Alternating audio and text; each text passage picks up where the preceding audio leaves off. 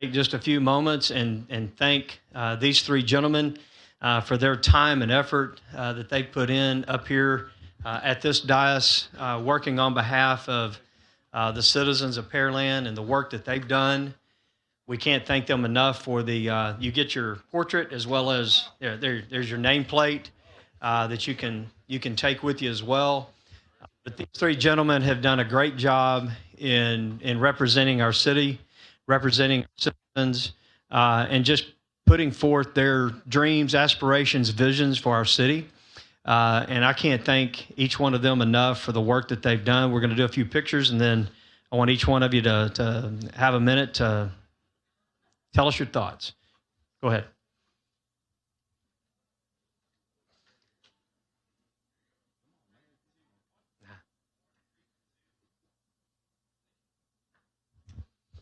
All right. Member Little? I'm not going to say much. I gave a little farewell speech at my last meeting, but it's been a pleasure serving the city, serving with these guys. Some of them for a very short period.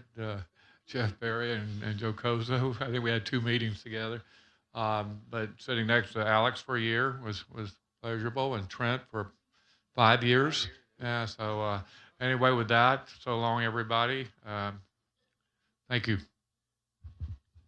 Appreciate it. I saved my farewell speech for today. I actually wanted to speak for 5 minutes and speak as a group of former council members, but of course Trent wouldn't let me do that. So, sorry. I just want to say thank you to everybody. I'm so incredibly grateful for the opportunity to serve along everyone in this room, the folks up here on the dais, Clay and Darren and Judge Farney and all of our department leaders. We have such a talented group of people that care about our city so much, and everyone that works under you. And we accomplished so much over the last 3 years, and I'm incredibly proud of that, whether that is cutting taxes twice or whether that's really taking a look at infrastructure, laying a foundation to be sustainable in the future, or whether that's building the kind of economic and entertainment opportunities that the city over and over says that it wants, and fighting for those. And it's incredible. There's really too many to list, whether it's with police or fire or the library or our parks. There's truly too many to name. We've built a hell of a resume over the last 3 years. And with that being said, as I've reflected on this time, I've thought a lot about a framework that I use in a lot of areas of my life. And there's 2 sets of virtues: resume virtues versus eulogy virtues. The resume virtues, all those bullet points, your accomplishments, what you bring to the marketplace, those things you're proud to list off. And then there's the eulogy virtues, whether you were a good steward of the public trust, whether you were a good person, whether you fought for values and were part of something bigger than yourself. And we all know at the end of the day that those are the things that are more important, even though our society puts so much emphasis on those resume virtues. And I'm very proud of the record that we have had here in doing that. You know, I made a point to represent every single person in an incredibly different city filled with incredibly different people, regardless of their political party, regardless of what side of town they're on. I worked in a time that was a pretty crazy time to jump into politics, with a pandemic and a racial reckoning and freezes and floods, to communicate great information to everyone and reliable information to everyone. And finally, you know, when I first ran for city council, I got a call right after I had filed that said, and the person on the other end said, "Hey, go and pull your application. The folks, the powers that be don't want you to run right now." And I said, "I'm not going to do that. I'm going to do what I think is best for the people of Pearland." And that's how I served the entirety of my term. I never listened to what the good old boys or what the entrenched establishment wanted. I always did the right thing and pushed for ethics reform and pushed for more openness, greater transparency, and for representing everyone in the city. And I couldn't be more proud of that. That the only group of people that I ever cared what they thought was the people of Pearland, and I always did right by them, and I always will do right by them in my continued service to the city. But let me just close on this. We have such an incredible thing going here in Pearland. We're simultaneously one of the most racially diverse and economically prosperous places in the entire country. Almost every city would kill to trade places with us. And as long as our politics catches up with the incredible people that we have and their ambitions and their aspirations, we're going to be in a really great spot. So I wish everyone in here the very best of luck. And continuing to build this incredible city that I love so much, and I know you all do as well. Thank you. Just a second. Briefly. Fair enough. I'll go out of character. I won't have much to say. So I'll just say that it's been the greatest honor of my professional life to serve up here. I've enjoyed every minute of it. I'd like to thank my wife and my family for being supportive over the last few years. It's been incredibly tough on them, and they've sacrificed as much, if not more, than I have. And I'd also like to thank staff, everybody that I've worked with. Y'all are always have been and will continue to be the heart of the city. And we implement the policy, we develop the policy, but y'all implement it. And without y'all, we wouldn't have a city. And I just want to, my closing note, I just want to honor all of y'all for the dedication that y'all put into the city. Thank y'all all very much. Thank you to all three of these. All right. Good deal. All right. So with that, I think we also have a presentation from our volunteer fire department. So if they would come on up today. We have Doc Richard and our chief, Chief Taylor. So Richard, with that, take it away. You bet. Thanks, Mr. Mayor. So a lot of people don't realize we still have a Pearland Volunteer Fire Department, even though they don't do any firefighting. It's the Pearland Volunteer Fire Department Incorporated. It's still the same organization that's been around since 1946. Continues to exist as a 501c3 organization, doesn't do any firefighting, but we still occasionally will do fundraising, and we still have funds left over from when we were the fire department for the previous many decades. And so what we do periodically is we make funds available to various community organizations, the school district and the City of Pearland, the fire department, for important items that may not necessarily be funded through a normal budgeting process, but we share a vision with them that they are still important. So we let the fire department know that we had some funds available, and they submitted a really good proposal to us for 3 projects. For they're all simulators. They're all things for the firefighters to go in and actually practice their skills on. So one is a fire stream simulator, one is a window entry prop, and the other is a door entry prop. Being able to get quick access into a building during a fire is essential. And these props, we believe, are going to help our fire department continue the amazing work they do, honing their skills to the highest level, so that they can be ready when called to save lives in the City of Pearland and the ETJ. So the Pearland Volunteer Fire Department is really proud here to present a check for these 3 props for $30,970.88. All right. Very good.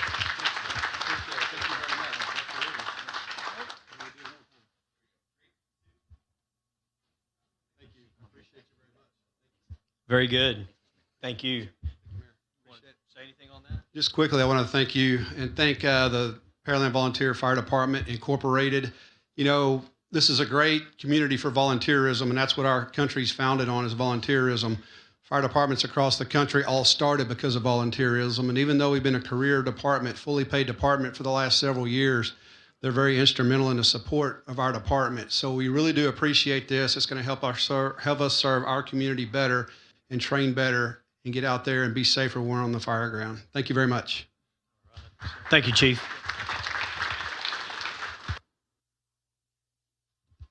Hang tight, and we will start in about 3 minutes.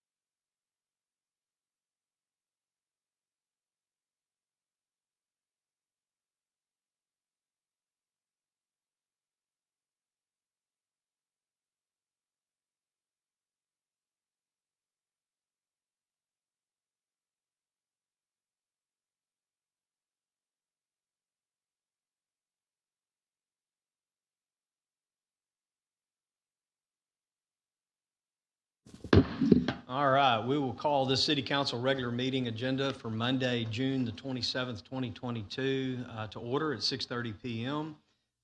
If you'll rise with all of us, we'll have an invocation by Councilmember Cade, followed by our pledges to both of our flags by Councilmember Berry.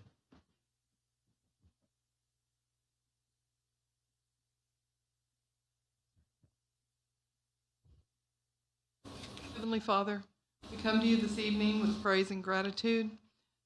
Thank you for the residents that are here tonight to speak, and thank you for our city staff. We also thank you for the Pearland first responders. Please build a hedge of protection around them and keep them safe as they protect and serve our city. And Heavenly Father, thank you for the opportunity as a council to serve the people of Pearland. Please help us to act with principle and to listen with understanding. We humbly ask you that you give us a spirit of service and remind us that we are but stewards of your authority. Guide us to be the leaders people of Pearland need. Please help us treat people that disagree with us with dignity and treat all persons with the reverence that they deserve as one of your creations. And finally, Heavenly Father, renew us with the strength of your presence and with the joy that helping to build a community worthy of the good residents of Pearland brings. We humbly ask this as your sons and daughters. Amen.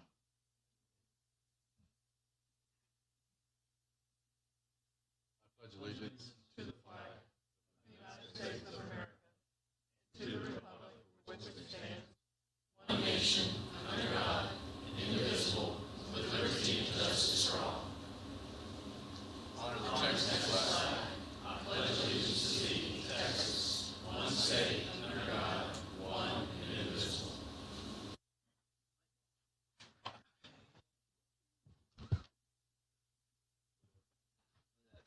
All right.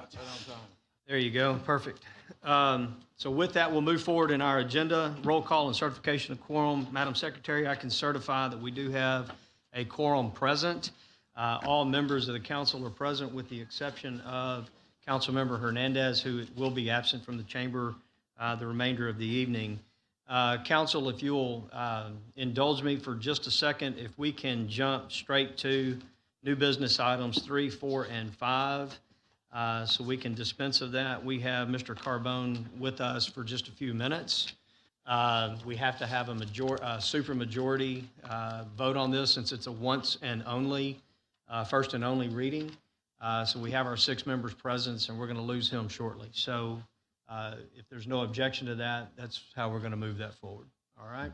With that, Member Koza, would you place number 3 on the table first?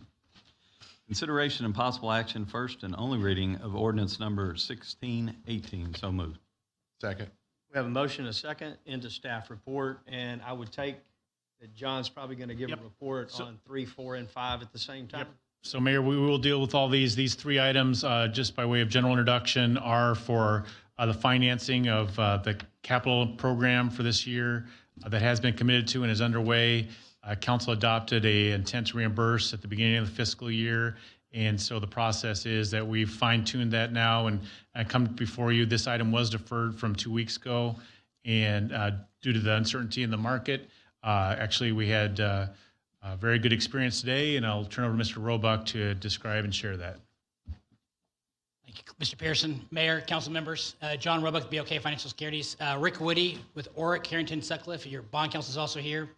He actually drafted the ordinances we're asking you to approve tonight. We do have a presentation. Do we have it? Oh, it's coming right now. Screen.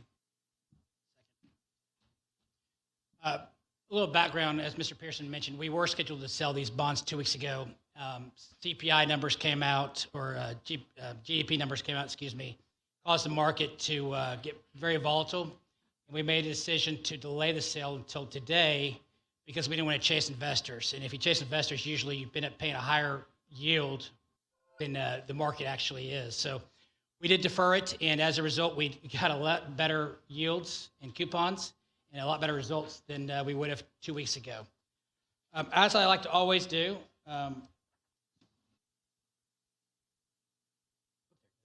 This is the bond buyer index. This is a weekly index of municipal bonds. We are selling just general obligation bonds. So really we're focused there on the blue graph on the chart there. And current rates are at a 3.54%. Although it's not near the lows we saw last year and the year before, it is well below the historical average. So we were at a great position, especially with your underlying ratings, to sell bonds and actually lock in some good rates. On the next page, although we're not asking you to approve this, you've already approved this because this was a parameter order that was approved by council, I guess, 2 months ago, a month and a half ago. We did sell the permanent improvement bonds, which is your voted debt, and we sold $23,530,000 in bonds to generate proceeds of $25,113,840, part of your CIP for your voted authorization. And on the next page is the final source and uses for the permanent improvement bonds. We did sell $23,530,000, generated premium of $1.8 million, which, if y'all remember from last year's prior sales, usually that premium's a little higher. We are actually seeing investors look to buy more parish type bonds, I mean more at 100 and not paying the premium they used to pay. So it's just based on the market, it's usually indication they think rates are going to go higher. Then you take out the cost of issuance, and so your proceeds there are $25,113,840, and the true all-cost interest rate is 3.838%. The average life is 12.3 years. The next page is the debt service requirements for the COs. These are items 3 and 4 we're asking you to approve tonight. The 2022A COs are for the general obligation projects, part of the CIP. We sold $10,295,000 in bonds to generate $10,712,578 for the city. And then for the 2022Bs, this is for the TERS-related projects. We have a bullet maturity there in 2030, which is when the TERS ends and when the value will come on board for the city. We can pay those back and reimburse ourselves actually in 2025, 26, depending on how fast the TERS grows. So hopefully those will be a net zero to the city, except for the first couple of years of interest. We sold $7,845,000 in bonds to generate $8,380,000 in proceeds for the city. Next page is the source and uses for those two. And again, the principal amount of the 2022 ACOs was $10,295,000, premium of $540,000, less the cost of issuance brings the total proceeds to $10,712,578. And the cost of issuance, or the true interest rate was 3.945%. And the 2022Bs, the TERS-related project, because it is a bullet maturity, you're going to have a higher little true cost of interest. But we sold $7.8 million, almost $7.9 million, premium of $583,000, less cost of issuance, generates the proceeds of $8,380,000 for the city. The last one is the 2022C COs, certificates of obligation, and these were sold for the water and sewer project. Again, this is the first time we've done this for the city, where we sold general obligation tax-backed debt for the water and sewer projects with the idea we'll transfer revenues from the water and sewer system to pay this debt on an annual basis. And to do so, because of that, we actually saved money from the interest cost perspective because your CO or GO rating has a higher rating than the water and sewer, and also you have to fund a reserve fund requirement. So you saved basically the average annual debt service of about $3 million by doing it this way. We did sell $45,710,000 in bonds to generate $49,203,515 in proceeds for the city.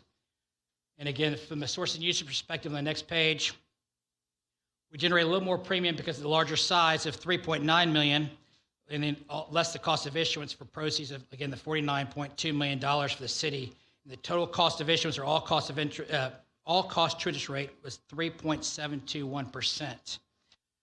And then on the next 2 pages of the schedule of events, we've hit every single one of these dates except for the last 2, which is on the final page of the presentation.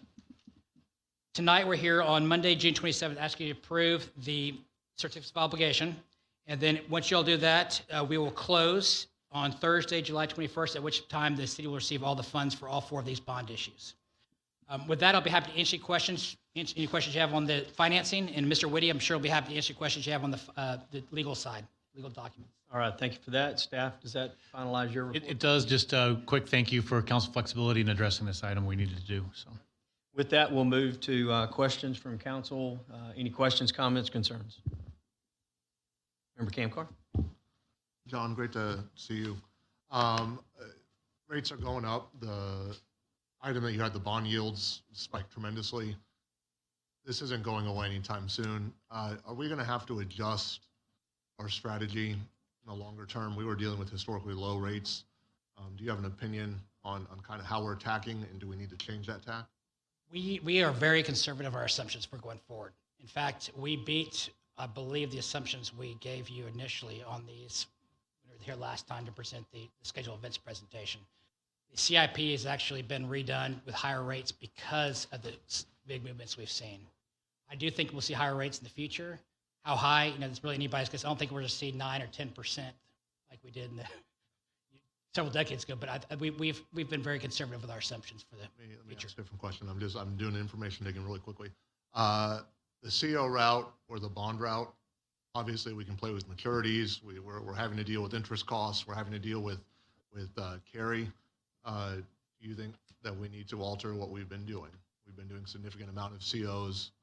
Do we get the benefit of going out there to the bond market and getting it voted on? What's your thesis on that? Meaning whether difference between COs and GOs, if we're okay doing COs? Do you think we need to continue the methodology that we're doing, which is a significant amount of COs? The way we sell bonds, again, it's all tax backed, so there's really no bearing on that. The market's going to buy in the same way as you would voted debt. Understood. Thank you. All right. Member Carbone? On the 2022C, that's the COs for the water and sewer, that 3.721%. Any idea on where that would have come in if we went with straight revenue bonds like we had in the past? Yeah, probably about 25, 30 basis points higher. Okay. All right. Thank you. Good question. One of the reasons why we went this route, we think we can get a little bit favorable rate plus the reserve requirements. Any other questions, comments? All right, seeing none, Madam Secretary will call for the vote on item number 3. Member Koza? Aye. Member Carbone? Aye. Member Kamkar? No. Member Cade? Aye. Member Berry? Aye. And Member Owens? Aye. The motion still passes 5-1. Mayor, Actually, that's a problem. It fails. It fails because we had to have 6 votes in favor. Oh, 6. Okay, so motion fails. Correct? It's a one and only reading, so it requires 6 positive votes in order to proceed. Let's do 4 and 5. We'll just deal with it. So we'll move to item number 4. Mr. Kamkar, would you present that? Yep. Consideration possible action, first and only reading, ordinance number 1617. Second. We have a motion and a second. We've had staff report. Any other staff report follow-up for item number 4? Mayor, these are major items to fund the adopted council capital improvement program to meet obligations that the city has incurred. And so these come to you as a first and only reading, and they require 6. I would ask revisiting reconsideration of item number 3, please. Okay. Let's deal with 4 first, since it's on the table, and we can talk about 3. Any other questions, comments from council? Seeing none, Madam Secretary, we call for the vote.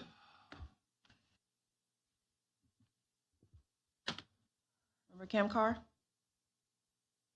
Aye. Cade? Member Cade? Aye. Member Berry? Aye. Member Owens? Aye. Member Koza? Aye. Member Carbone? Aye. This motion passes 6-0. All right, move to new business item number 5. Mayor Pro Tem, would you present that, please? Thank you, Mayor. Consideration and possible action, first and only reading of ordinance 1616. So moved. Second. We have a motion and a second. Any follow-up on staff report? No, sir. All right, Madam Secretary, any questions, comments, concerns from council? Seeing none, Madam Secretary, we'll call for the vote. Member Cade? Aye. Member Berry? Aye. Member Owens? Aye. Member Koza? Aye. Member Carbone? Aye. Member Kamkar? Aye. This motion passes 6-0. Okay, before we move on, I would only request, if he would like to, Member Kamkar make a motion to put number 3 back on the agenda for reconsideration. Yes. Excuse me, Mayor. It would have to be a person, if there's a motion to reconsider, it has to come from somebody who is on the prevailing side. Oh, on the prevailing side. I thought it was the negative side. I prevailed, lost. He prevailed. He prevailed. It was a 5-1, but we had to have 6 votes. I'm sorry. Prevailing might be the wrong word. All right. Consideration possible It has to be from a member of the majority of the votes. Majority of the vote. Okay. So we can have somebody else place it. Member Koza, would you present it for reconsideration? I think you have to state reconsider, and then we have to vote on the reconsideration, and then we vote on the item. Yes, sir. Okay. Reconsideration and possible action, first and only reading of ordinance number 1618. So moved. Second. We have a motion and a second to reconsider. So with that, it's really not debatable. Madam Secretary, we call for the vote on reconsideration. It's called a vote on reconsideration. Member Koza? Aye. Member Carbone? Aye. Member Camcar? Aye. Member Cade? Aye. Member Berry? Aye. And Member Owens. Aye. The reconsideration passes 6-0. Okay, so now is it on the table, or do we have to restate motion to approve? It's on the table as it On the was table. prior to the reconsideration. So we have a motion on the table, item number 3. Any other questions, comments, or concerns from council? Seeing none, Madam Secretary will call for the vote. Okay. Member Koza? Aye. Member Carbone? Aye. Member Camcar? Aye. Member Cade? Aye. Member Berry? Aye. Member Owens. Aye. Okay, it passes 6-0. All right. Thank you there. Good deal. Hang in there. Be safe. All right, so we're going to move back into our agenda. With that, we're going to go back to citizens' comments. We had 2 citizens sign up to speak for general comments. First, we have Ms. Maria Cisco. Sorry.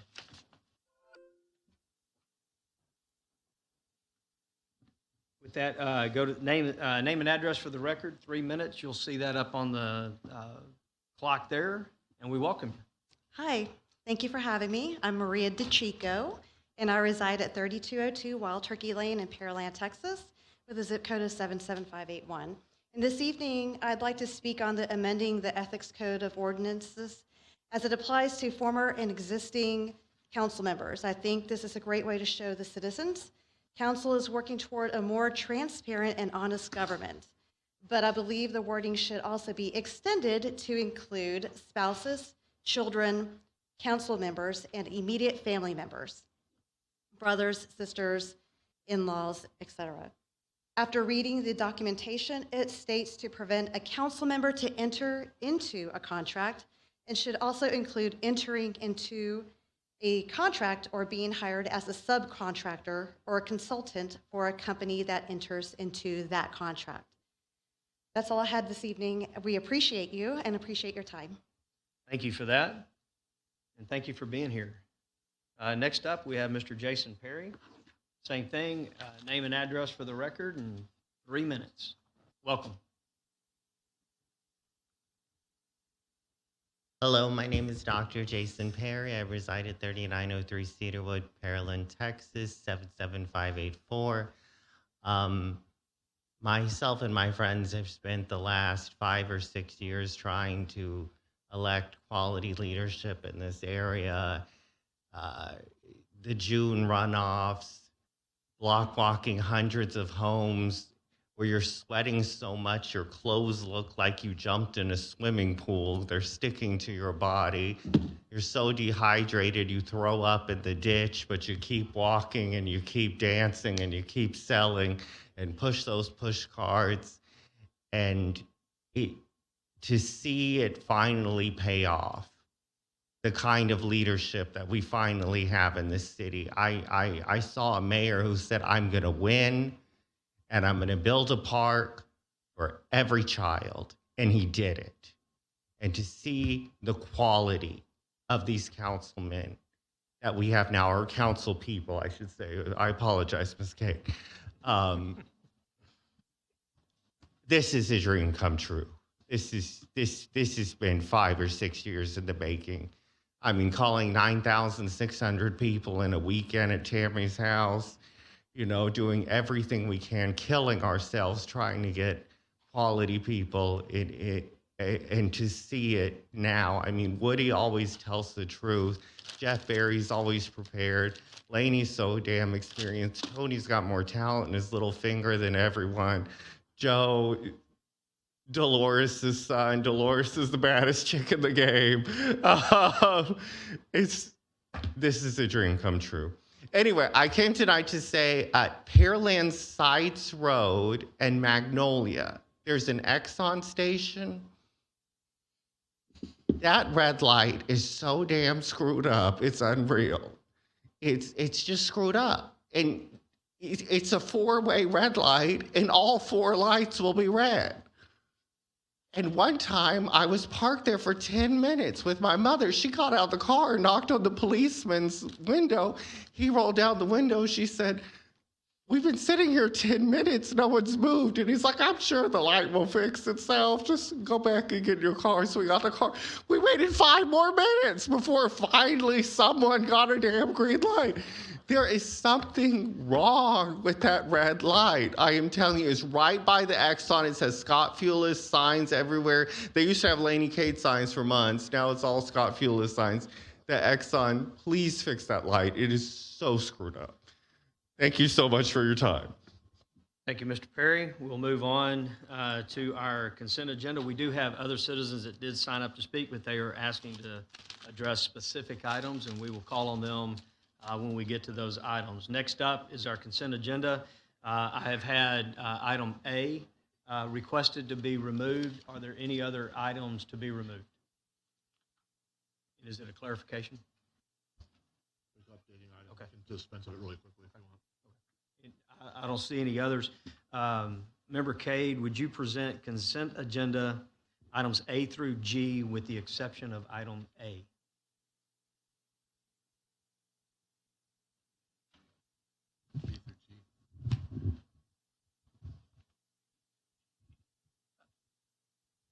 Consent agenda items B through G. A through G with the exception of A. A through G with the exception of A. So moved. So moved. Second. We have a motion and a second.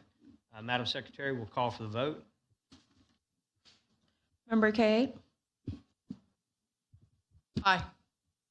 Member Berry? Aye. Member Owens? Aye. Member Koza? Aye. Member Carbone? Oh, I'm sorry. Member Carbone will be absent. And Member Kamkar? Aye.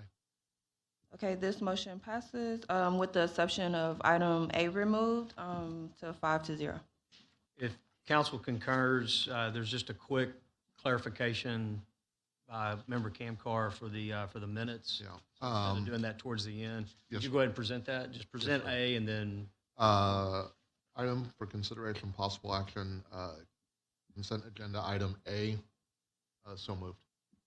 Second. We have a motion and a second. You asked for it to be pulled. Yes. So, yeah. In the minutes, in the body of the item under the previous minutes for that meeting, under item number 9, item 7, that's the Garver item. We had a very robust conversation for a solid 25 minutes. I would just like to add an amending item that the item was rejected because we didn't feel that the value to the taxpayer for 2.5 people wasn't good. I'm open to what we can go and say that. I just, whenever they come back here, I want to be able to say that we even put it in the minutes that we had an issue about it. And so I just, it's a cleanup item. So that's kind of where that's going. So I'm going to just throw out some language. I'm open to amending. Notate that the issue with the Garver contract as presented was that it was not financially feasible for the amount of personnel hours we were getting. So that would be an amending motion to the minutes. Just to add that. Just to add that. Right. Yeah, I see it here. Anybody want to second that? Second. Okay, we have a motion and a second to amend the minutes to reflect more on the Garver case, which was new business item number 7. Correct. Yes, sir. Yeah, that it really wasn't in the best interest of the taxpayers for the dollars we were receiving. I'm paraphrasing what you just said. 100%. Well, I just want to get clarification Yeah. that whenever somebody goes and says, well, what was the issue? Well, we even notated it in the minutes. This Right. was the problem with it. Right. So that would be an amending the minutes. That's an amending motion. So we have an amending motion on the table. Any other questions, comments about the amending motion? Seeing none, Madam Secretary will call for the vote on the amending motion. Okay, Member Camcar? Aye. Member Kate? Aye. Member Barry? Aye. Member Owens? Aye. Member Koza? Aye. The motion to amend passes 5-0. Okay, so we have an amended motion on the table. With that, no other questions, comments on the motion? Seeing none, Madam Secretary will call for a vote on the now amended motion. Okay. Member Camcar? Aye. Member Kate? Aye. Member Barry? Aye. Member Owens? Aye. Member Koza? Aye. Motion passes 5-0. All right, good deal. Now we'll move to new business. New business item number 1. Member Barry, would you present that, please? Consideration and possible action, second reading of ordinance number 5-6. So moved. So move. Second. We have a motion and a second. Staff report. Thank you, Mayor and Council. This is the Have a second. citizen to speak. Oh, sorry. Apologies. We'll have a citizen to speak after staff report. Okay. So this is the second reading. Mr. Epperson discussed this last week. The reason we brought it back on new business is in the last couple of weeks, there were 3 items that we felt rose just to be safe to include in this budget amendment. One of them is for some Cisco computer equipment. Another one's for some recording software.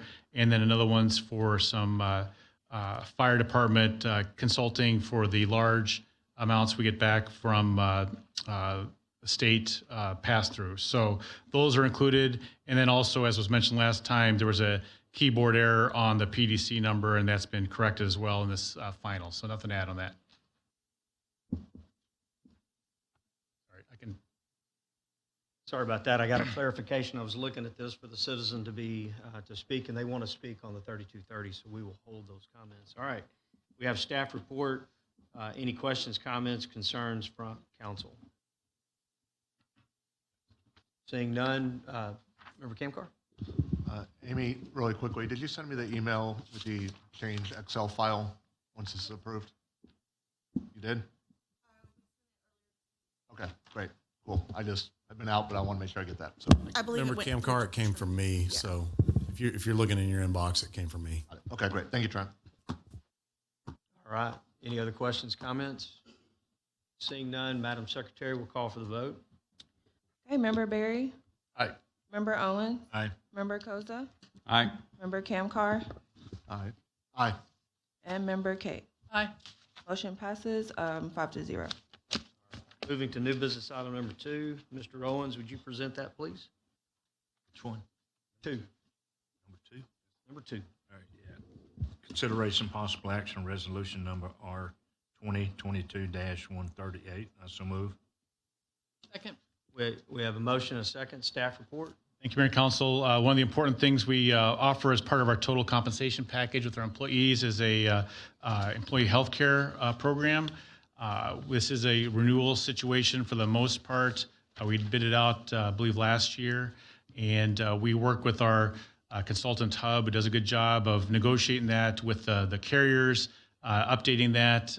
We did share in the council memo the updates towards that, and we've had good success over the years in maintaining controls over the city's exposure cost-wise through various means, chiefly plan design, and then also good negotiations. And so we're back in that same spot. There is relatively minor relative to the world increases on both the city and the employee side, and that's described in the materials. But overall, I recommend consideration of this package at this time for the next fiscal year, so we can start open enrollment and get those all teed up. Nothing to add. All right. With that, we'll move to council for questions, comments, concerns.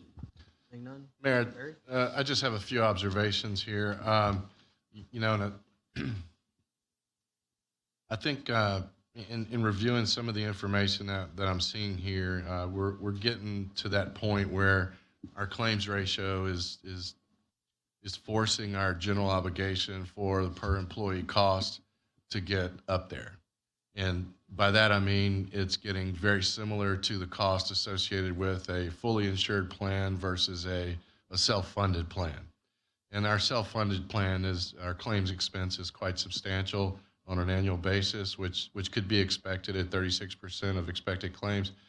The point being is I think next year, if we're going to continue to see this trend associated with our loss ratios, I think maybe we need to understand a little bit more what our run-out period might be and consider taking a look at a comparison to a fully insured plan as well.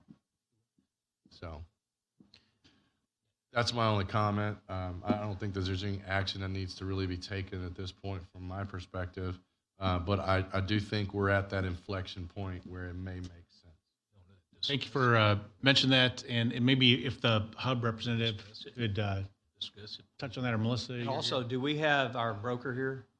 Okay, perfect. So maybe you can just touch on that. That's a good point, and obviously it's always a balancing act. The challenge would be the insurance carriers see the loss just like we're experiencing ourselves, and so they're going to build that into the rates, and so sometimes you're chasing your tail, but you could talk to that a little bit. So, hi, thank you. I'm Mike Weaver with HUB, your health and welfare benefits consultant. Just to address that quickly, whether you're on a self-funded basis or whether you're on a fully insured basis, the insurance companies, with the amount of employees and covered dependent lives that you have, will use the claims experience to set your rates. And so your fully insured rates will reflect your actual claims. It's also going to have some other components like reserves, increased risk charges. The advantage of being on a fully insured is that you do have a predictable cost every month because you're paying the premium rate. The disadvantage, of course, is that you don't get to participate in any good claims experience that you have. And, when we looked at your account over the last 5 years, the increase in claims has been on average 5%. Whereas trend has averaged 7 to 7.5%. So your employees have done a good job of keeping the claims under control, and the city and the employees have both been able to benefit, in that good claims experience. I understand. Yep. I understand that. Yeah, and we're just point out, and I think the point was to look at that each year early, and we've taken that, and we'll follow that. Appreciate that. Okay. Any other questions, comments? Seeing none, Madam Secretary, we'll call for the vote. Okay, Member Owens? Aye. Member Koza? Aye. Member Kamkar? Aye. Member Cade? Aye. Member Berry? Aye. Motion passes 5-0. All right, moving to new business item number 6. We're back to Mr. Koza.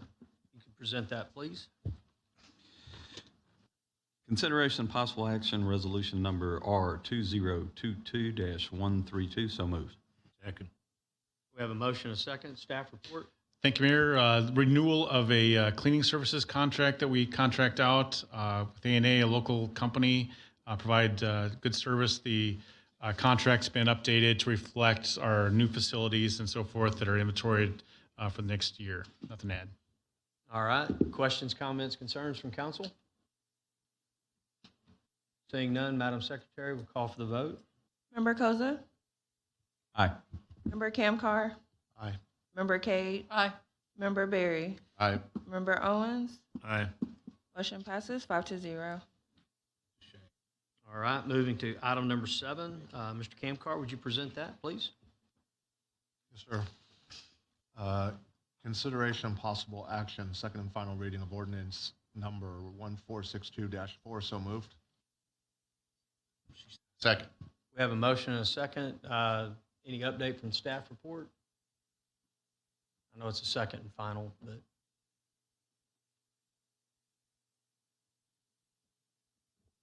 So this item was originally presented by city council members. We've got that worded the way that it was. So as the second reading, the only reason why it wasn't on the consent agenda was because it wasn't unanimous on that night. All right. With that, we'll turn it to council for questions, comments, or concerns. I only have one, Mr. Mayor. With someone else? Go ahead. I really have no problem with the nature of this ordinance on its face. There's one section in here that I do have a problem with, and I just really want to kind of bring it up to everyone for open discussion. It's section 283D, which states that anybody that I do business with, and I don't necessarily do business with individuals that do this level of business with the city, but who knows? The point being is that this would preclude, if within the next 12 months after someone leaves city council, that a business entity that they currently do business with, i.e., say Mr. Camcar, Councilmember Camcar is a developer, and he has a relationship with a builder, and that builder wants to come to Pearland and build homes. Well, he's had a relationship with this organization for 20 years. And now all of a sudden he wants to come to Pearland and build homes, but within the 12-month period, he can no longer do that. So I would like to stipulate or change. Member Barry, I just want to, pulling my name out, I just want to give some clarification here. Alex Camcar does no business, land development, consulting, does not do work here. My only homestead is here in the city of Pearland. That's it. So when you pull my name out, I won't say that. Now, that being said, there's top 40 builders in this region. They can build and develop whoever they want. Lawrence, in that example, is Alex Camcar doing a bad? I'm not contracting with the city.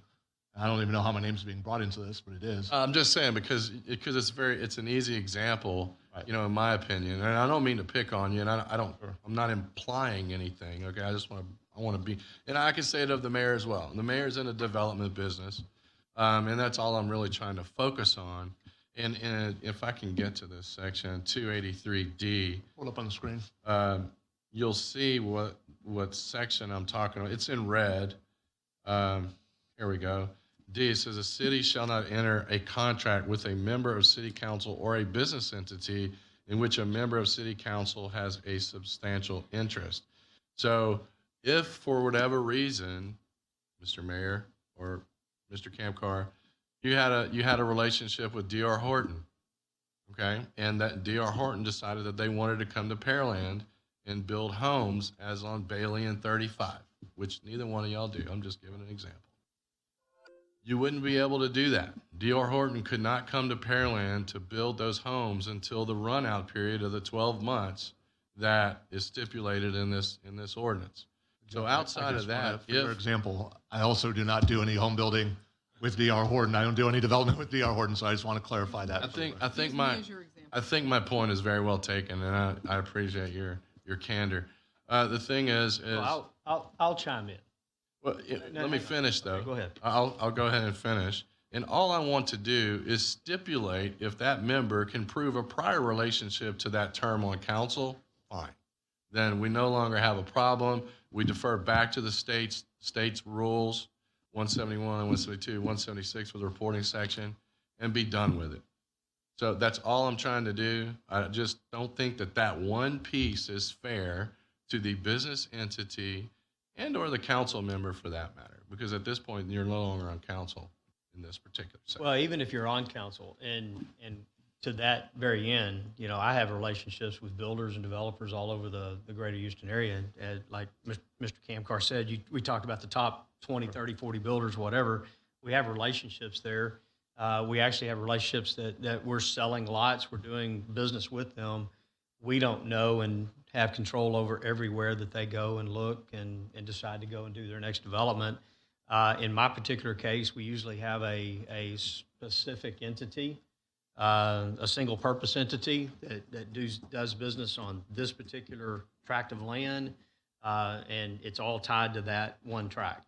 The next thing you do, this builder shows up and they're knocking on the door of Pearland and they need a development agreement or something of that nature.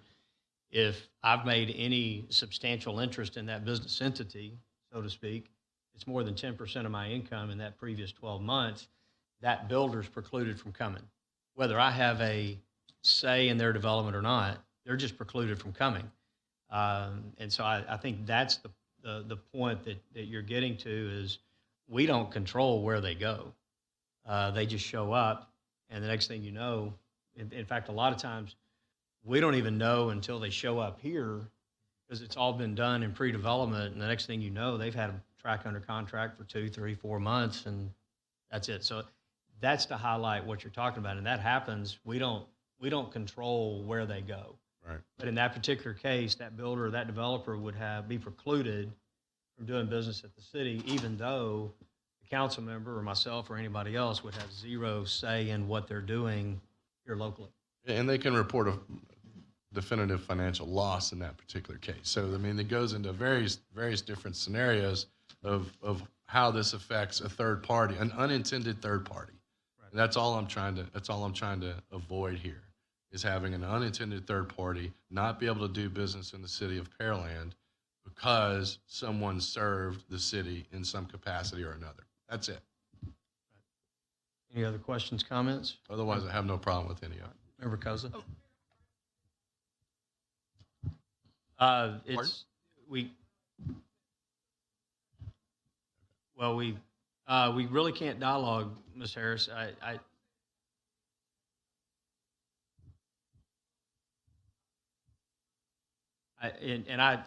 thank you for that clarification. I'm going by what city attorney is talking about. A substantial interest has. Let's put that on there, Lawrence. What defines special interest, or what's the correct term? Substantial interest. Substantial interest, not special interest. Yes, sir. So if we scroll up, I think it's going to be on page 4. We actually incorporate the definition that's provided by the state. However, it's limited to 2 different sections with that. So it's going to be the business entity or substantial interest in a business entity having the same meaning by section 171.001 2 and 171.002A. Earlier tonight, I think you may have heard a speaker talk about family relations. The state law actually has certain things regarding state familial relations. Those are not referenced here. So instead, it's going to be the income threshold, and it's going to be a percentage. It's going to be one of those 2 things. And if I could clarify, with the example that Mr. Berry has presented, it wouldn't stop a builder coming here. It would stop the city from entering into a development agreement with that builder. So that's the contract. So they could come, but that one builder who has a relationship with any council member, whoever that may be, if it met that threshold requirement, then they could not be entitled to a development agreement.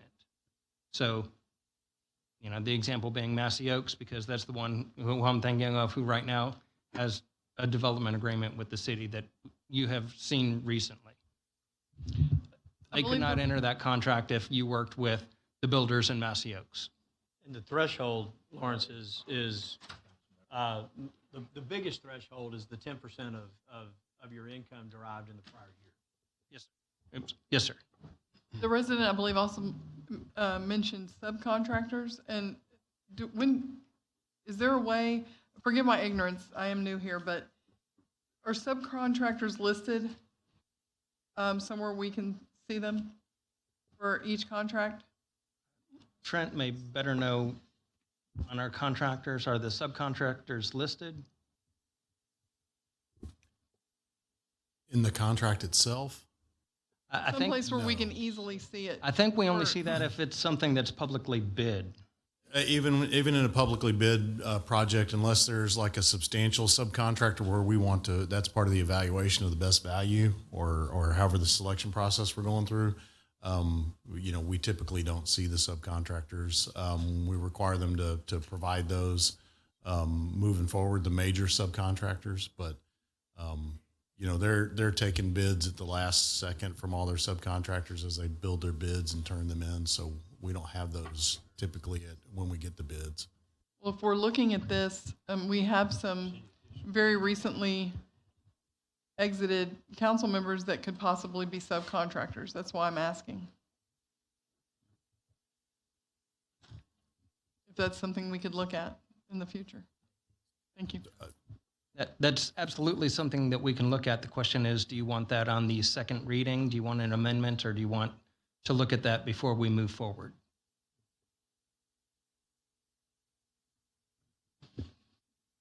I would like for it to be considered at the next reading, at least, or an update to the existing ordinance. Okay. So Tonight's the second reading. This is the final. Tonight's the It final needs reading. to be added tonight's the final tonight reading. then. So So what are my options? Can we get through the? Hang on, we'll continue on, yeah. No. I just, we're starting to amend and do things, and I'm just, at this point, I'm just trying to figure out how we can move forward. If it even moves forward, I need to know what steps I can take. No, I was coming back to this side this side of the dais. Member Camcar, go ahead. First of all, I want to thank council previous and the kind of council we have now for considering this item. This came up with a former council member, Trent Perez, who is here. He is a noted local engineer, and he initially started this with penalizing himself and those like him. I think it started at 6 months, and we discussed this, and I kind of told him I was probably going to bulldog this for a little longer and end up at 9 months, and then it ended up at a year. And then Member Carbone thought it would be wise for us to have the same clarification and status for council members apply to current council members. So that's kind of how we got here.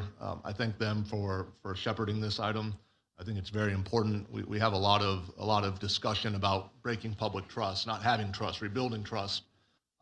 These things are hard, but these are the things that rebuild trust. It doesn't happen overnight. It doesn't even happen in a month, not even 2 months, not even 2 years. But you have to take those concrete steps. And this is one of those key steps. I do think we will have to look at this, and it will evolve. I do think that there are times and scenarios that come up that we can't essentially see. We can't see everything. I wish we could. But the reality is the citizens want to think that we are working just for them, and we have to do things like this so that they know we work for them and not for ourselves or for others. And so I'm very excited to see this get over the line. I think it's very important. And this is really focused on the citizens and rebuilding that trust that we talk so much about. So thank you. All right. Member Koza. I'm about to read a prepared statement with my concerns with the ethics ordinance we're discussing. The original city charter ethics section was written not to allow any council member to benefit from any contract with the city, similar to what we're proposing now. The law was restrictive that it excluded good people that own businesses in Pearland from running for city council in fear that they would not be allowed to conduct business with the city that already existed. So in 2002, a ballot item was put before the voters to decide whether to continue with the restrictive city law or to follow the state's conflicts law. The item in 2002 passed 92% in favor of the current ethics regulations we have, which is in the state conflicts law. Now we find ourselves with outgoing council members trying to overturn the vote of the people and proposing this agenda item as they leave their term by returning to the restrictive conflict guidelines that the voters rejected.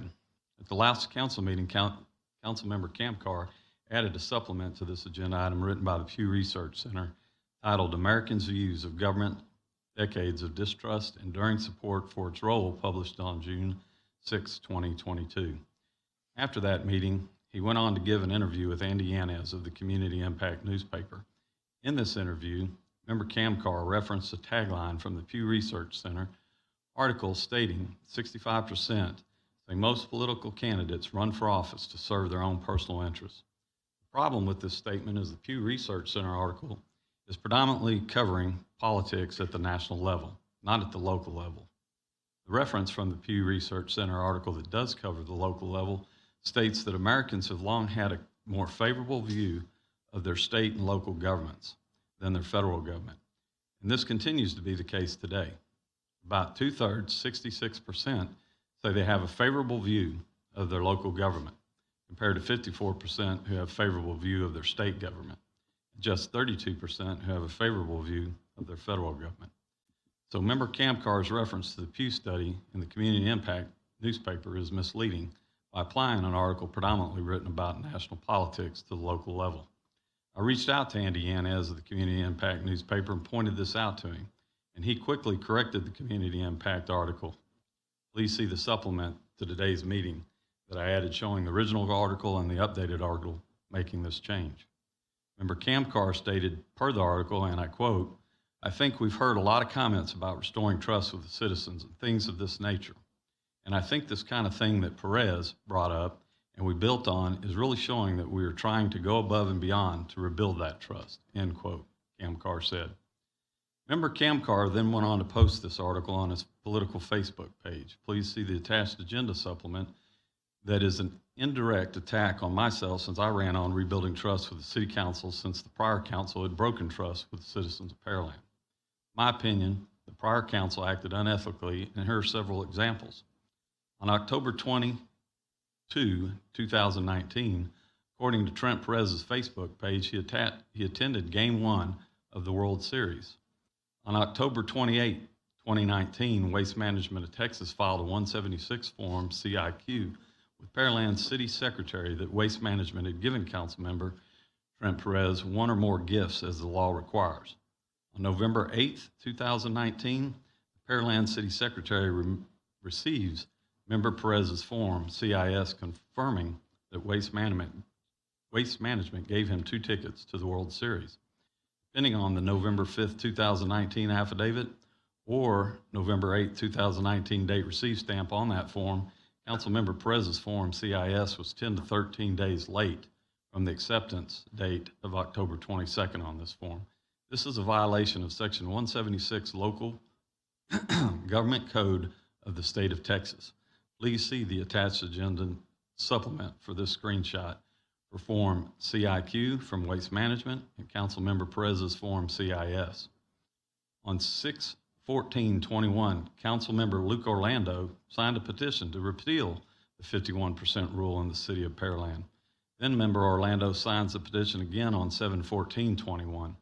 By signing the petition 2 times and submitting this petition to the Pearland City Secretary to get this item placed on the November ballot, Councilmember Orlando violated the state's election code by a city official. Please see the attachment agenda supplement for the signature on 6/14/21 and 7/14/21. Councilmember Luke Orlando had a problem with submitting finance reports as required by state law. His January semi-annual finance report was due on January 18, 2022. Pearland City Secretary received this report on January 21, 2022. His 30th day before an election finance report was due on April 7th, 2022, and received by the Pearland City Secretary on April 8th, 2022. His 8th day before an election finance report was due on April 29th, 2022, and has not been filed. Each one of these late filings and omission of a filing are a violation of the state's law. Please see the attached agenda supplement for Councilmember Orlando's late January semi-annual finance report, Councilmember Orlando's late 30th day before election finance report, and the absence of a report from Sunday Councilmember Orlando on both 8th day before election. In conclusion, I wonder why the past council put this ordinance up at the end of their term instead of at the beginning of their term. When elected officials operate under the do as I say and not as I do philosophy, the above actions show why trust was broken between council and the citizens of Pearland. As Teddy Roosevelt once said, knowing what's right doesn't mean much unless you do what's right. In closing, I'm inspired by the vote of the confidence of the citizens of Pearland gave me this past May to restore trust with the city council and bring a common sense approach to local government. This is my unwavering commitment to the citizens of Pearland. Okay. Any other questions, comments from council? I think I heard some potential revisions or amendments. Wanted to get through council before we had that discussion. I think the last question I asked was, what are the options tonight to be able to update this ordinance as I suggested? To update it as you suggested, I think is going to take a little bit more time to run the potential impacts of that. So to do that, we would ask for that time to look at exactly what you're looking for, and then draft language if that's what council wants to do. We'd need that guidance from them, and that would happen in the form of a motion to postpone. You could do it on the dais tonight, but we haven't run it. We don't know exactly how that's going to, what potential impacts that might have. So I think it depends on the complexity of your proposed amendment, whether or not I would recommend postponing though, or whether or not we should proceed with the second reading, because it'll be final at that time. What is? So you can have a discussion, but no action item until after the discussion. Sure. Well, It depends on the complexity of what the proposed motion is, and we don't have the proposed motion yet, so I don't know. I mean, if it's a simple fix, I might be able to say, hey, I'm familiar with 171, 176, and the ethics. I think part of the issue gets to the unintended that we talked about. How do we work through some of that there's unintended consequences that could potentially happen, and then there's the best interest of the city on a particular piece of business. I know I talked to Darren a little bit about how do you look through this and make sure that you're not doing something that hurts the city.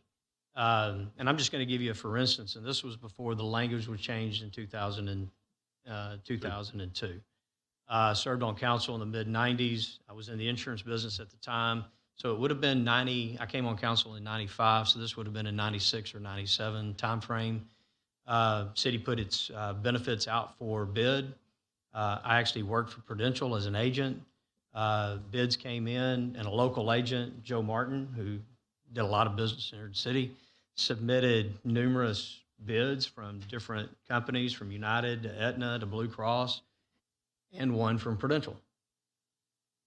It's not a piece of business that I can, I get one single dime off of. I wouldn't have had one single benefit, but because of the way the language in the charter was written, the Prudential bid had to be set aside because I worked for Prudential, even though I didn't get one single dollar from it.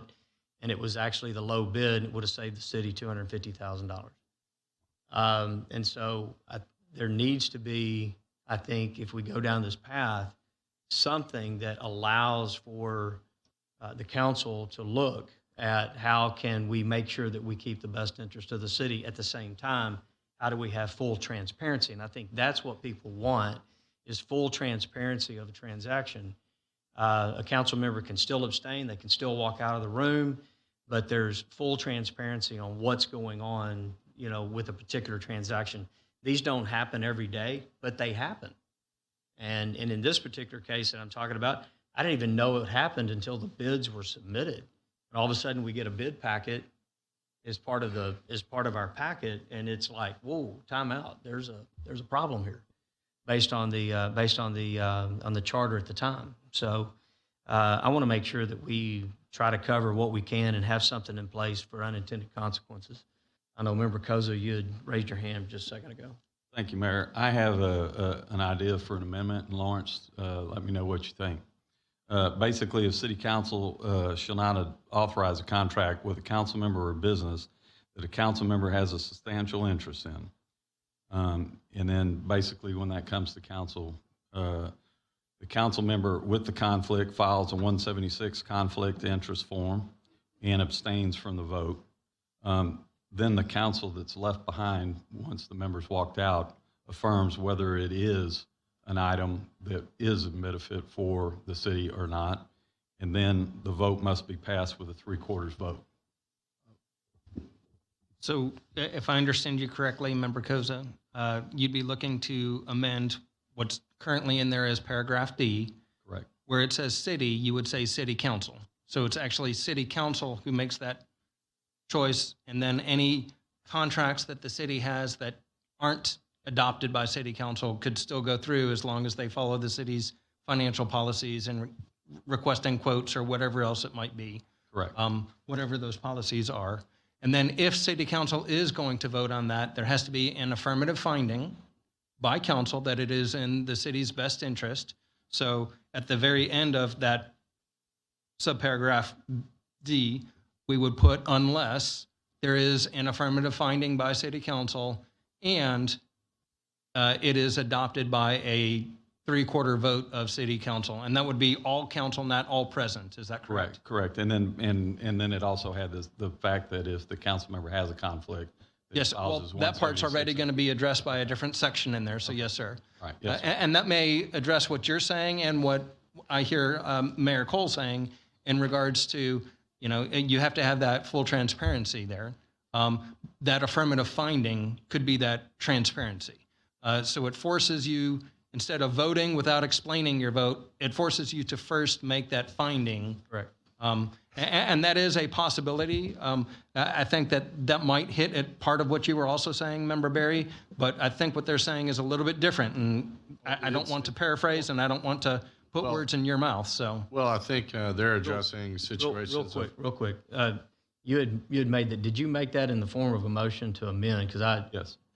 I don't want to have four amendments going at one time. Can we continue this discussion here? Because we've got one idea here, and he still has ideas, and we're starting to chop this motion up. Can we at least continue this? Well, what we've done in the past is if somebody's got an amending motion, they put it on the table, and then we deal with them one at a time. But I'll defer to the council if you want to hash all of these different ones out. But I know in the past we've tried to keep it as close as we can. Sometimes it gets out of control. But what Lawrence said, real quick, what Lawrence said, is that, back to you, his understanding, is that correct from what? Yes, that's correct. Okay. Lawrence, I'd like to ask a question real quick. Let's say we went down that proposed road and we went from city to city council, would the former council members be in a different threshold of conflict of interest than what the current council would be? Yes, sir. Under subparagraph D, that only applies to current council members. So the former council members would be held to a higher threshold than current council members. If we went down this road of changing the word that applies to the current as city council as opposed to city. If I understand the proposed motion correctly, yes, sir. So, and I just want to reiterate that when this started to creep up, the discussion, and Member Carbone brought this up and others, is that the former should not be held to a higher threshold than the sitting members. And I think the reason that we brought this for the first item, and it was voted 4-1, was to keep that threshold consistent. And now it feels like we're watering down or changing those thresholds in a way that the original nature of this was to be consistent, that the former council and the current would be on the similar threshold. Yeah, and I think, and I agree where you're headed. I think the key here is what's in the best interest of the city. Forget the council member for a second. What's in the best interest of the city? The best interest of the city is to review whatever the bid is, whatever the contract is, whatever the agreement is, and is it in the best interest of the city to enter into the contract? And if it is, the council can make that finding without the council member, voting on it or being a part of the vote or even being part of the discussion. I think that's the difference in this particular case. A former council member, they decide whether or not they want to do business with the city or not. It's their choice. Mayor, that's the difference. Let me propose an idea out here. Because there was a... Excuse me, Member Camcar. Yes, sir. Camcar, because you're phrasing it as proposing an idea, I would just suggest that there's a motion on the floor now. I'm sorry, there's a proposed motion on the floor. I haven't heard a second yet. It gets confusing if you propose ideas while there's a proposal is currently on the floor. It's kind of what I was getting to. So talk about. Mr. Mayor, can we just read that motion again so that? Okay. Lawrence, let me ask you one quick question. If we changed it on that where it said a council member and a past council member, to where it puts it on parity on the back end, would that make it where it's parity on both on and off?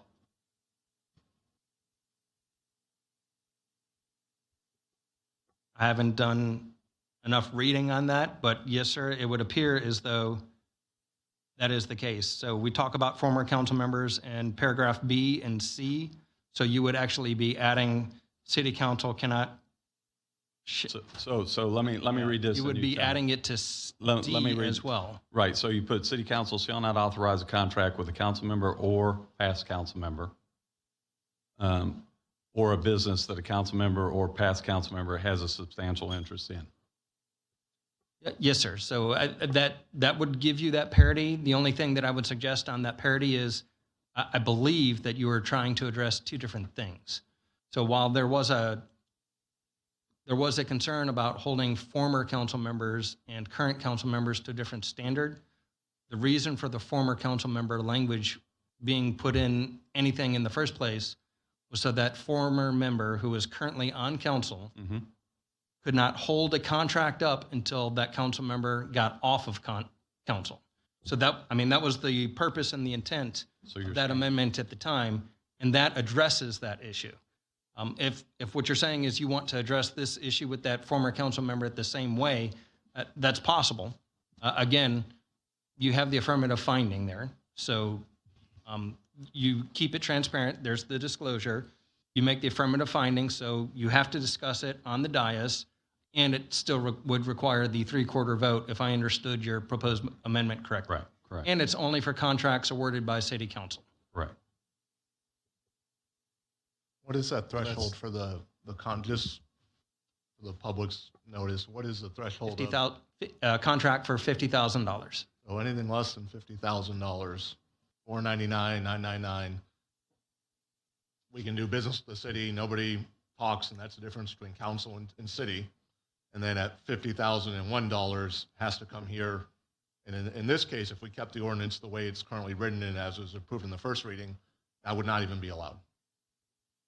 We would still comply with the city's financial policies, but yes, sir, you would not talk about it here on the dais. The city would still have to comply with its financial policies, getting whatever the quotes might be, doing the research, and following all of those requirements. Which requires 3 bids, so it's not just a one and done. The city has 3 bids to be able to evaluate. I don't pretend to be the guru on the financial stuff, but I think we've got the financial gurus who could tell you what those policies are here to my left. So that's going to be the only. In most cases, it would be 3 quotes. There's, different exceptions, but for the most part, yes, we are required to get 3 quotes for anything under 50,000.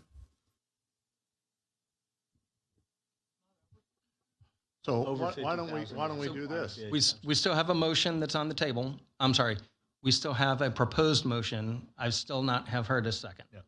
I didn't know if you wanted me to read it so that we could do that, if that's what you want me to do. Well, if you were going to make that amendment to apply to your original motion, since it hasn't been seconded, now would be an appropriate time. Okay. So I make a motion that city council shall not authorize a contract with a council member or past council member or business that a council member or past council member has a substantial interest in, unless the council member with the conflict files a 176 conflict form and abstains from the vote regarding the sitting council member. The council affirms that the transaction is in the best interest of the city. The vote must be passed with a 3/4 vote. Second. I'd like to make a motion for that amended motion. We can't have 2 competing motions. No. I just let me get I wanted to have the 170s. My motion, and it's a friendly amendment, is that the 176 disclosure has to be publicly posted on the city's website for a period of no less than 12 months. I believe that's already there. I think our policy already states that. Yes, sir. And that they're all publicly on the website. Right. And all the disclosures are there. There's a tag form already there. Then I retract. Okay. It's already there. So we have a motion. I'm sorry, I didn't see the second. Read the motion again. I seconded it. Hang on just a second. We have a motion and a second. We have a motion to amend, and we have a second. Lawrence now clarified for Councilmember Owens what that is. So it would change paragraph D to be the city council shall not enter a contract with a member, and my screen froze, with a member of city council or a former member of city council. I assume that you want that within the last 12 months? Or? Well, that's what the original, that's what section C is. Yeah. Or member of city council or a business entity in which a member of city council or former city council has a substantial interest, unless you said the 176 disclosure. I'll say the proper disclosure, if that's okay. Okay, that's fine. Proper disclosure is filed regarding that interest. The city council makes an affirmative finding that it's in the city's best interest to enter into that contract. And the contract is approved with a 3/4 vote by city council. Is that clear? Mr. Owens, you got that? Yeah, just as long as we can clear it up to where we know what we're voting on. Right, right. That would be what that would be what we are voting on. This will not come back to you again, because this is the second reading. Yeah, that's what I was fixing to ask you. So you could go ahead and take the information you got now and bring it back to us again so we can see what we're going to be voting on. That would require a motion to postpone. I would make a motion to postpone to the next regular scheduled city council meeting. Second. So postponements are not debatable, correct? Correct. All right. So postponements are not debatable. So we have a motion to postpone. So with that, Madam Secretary, we'll call for the vote on a postponement. Okay, Member Camcar? Aye. Member Kate? Aye. Member Berry? Aye.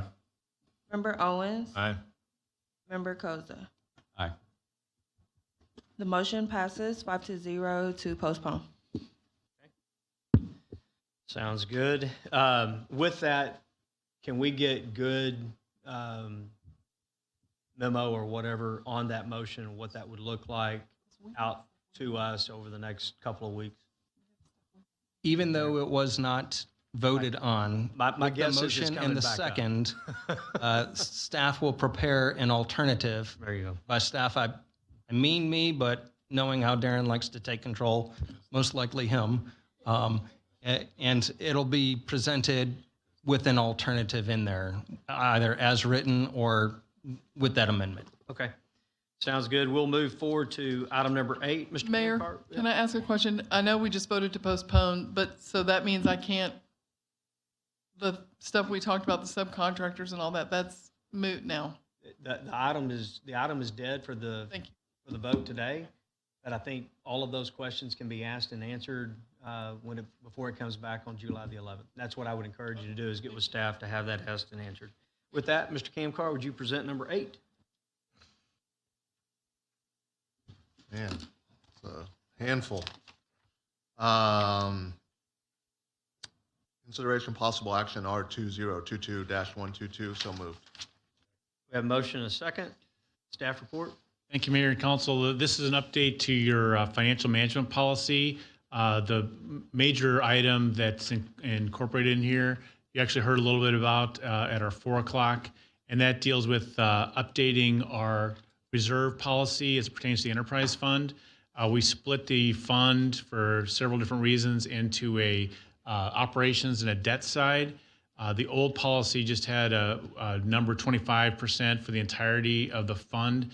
Now that we have the two sides of that, it's appropriate to review that and set a new fund balance policy for each side.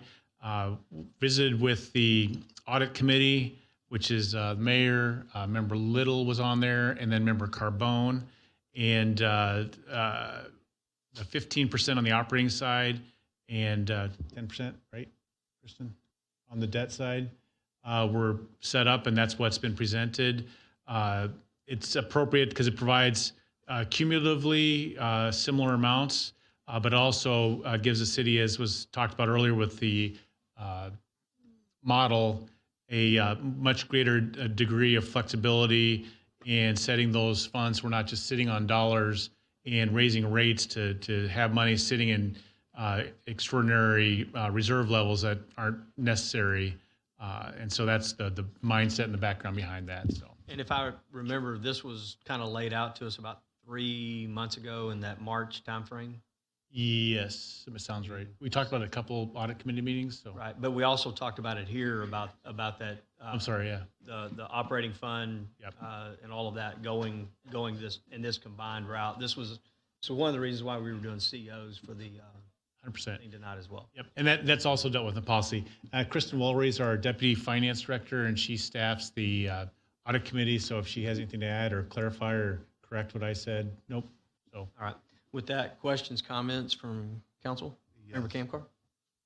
Under item D, the structured principle, if I'm recalling, we worked really hard to do that probably in the last year and a half, and then we're kind of going back to may as opposed to will. Can you guys give insight on that, please? Item D, debt structures. Yes, we brought that forward to the audit committee, and they just wanted council to be able to maintain the flexibility to change as possible, to have the option each time, whether may or I think the shall. thought was to, I'm sorry to interrupt, Amy, but it was to evaluate that, and the financial advisors would present to the council, so you'd have that, wouldn't be locked in on one side or the other. Case by case. Case by case, yes. And then on the item above that, the city shall normally issue bonds for life not to exceed 20 years for general obligation bonds and up to 30. John, give me some insight here.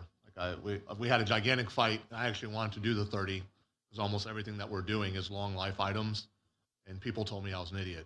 And now we seem to be going backward, and interest rates are now through the roof and rising. And so I guess I'm struggling to see, what we're getting here. Could you repeat the actual question again? I'm sorry. We made the change from general obligations for up to 30 years. And for most of those items, those are long life items, buildings, facilities, pipes, roads, things of that nature. And now you're kind of getting a little backdoor that maybe you don't issue a GO bond at 30 years. I think Amy, correct me if I'm wrong, but we're trying to provide flexibility. And obviously, hearing your side point of view, I agree. There's times when you should issue longer-term debt. There's times you shouldn't issue longer-term debt. I think we're just trying to provide the most flexibility to the city to manage the debt service and also the payment of that debt. In some of those projects, again, in the real world, we issue debt for 12 projects. Some of those are going to be 5, 10 years average life. Some are going to be 15. Some are going to be 20. Some will be 40. You're right. So we got to have a fine balance there. Now, if we have a project like we did for the water and sewer, the Texas Water Development Board, or the surface water treatment plant, that was a 30-year debt structure we did with them because it was for one project that did have a long, useful life.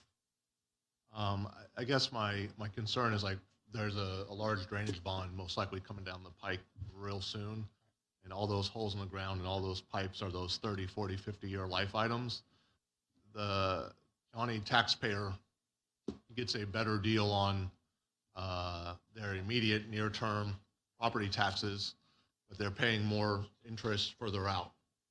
And as we compress that, it's like paying a car note. You pay in 5 years or you pay in 7, the payment's going to be different. And so I understand the flexibility piece to a certain extent, but there's also the fiscal easing the burden on things that are going to last 40 or 50 years. You're screwing the people over if you put it on 20 years. They're paying more principal. And so I just, the lifespan of the object needs to match its financing piece. I'm going to throw up a motion here, and maybe it goes, I'm going to go ahead and make a motion that we strike the up to and leave it as it currently is and was voted last year. So I'm looking for a second on that. Item D. It's on your screen.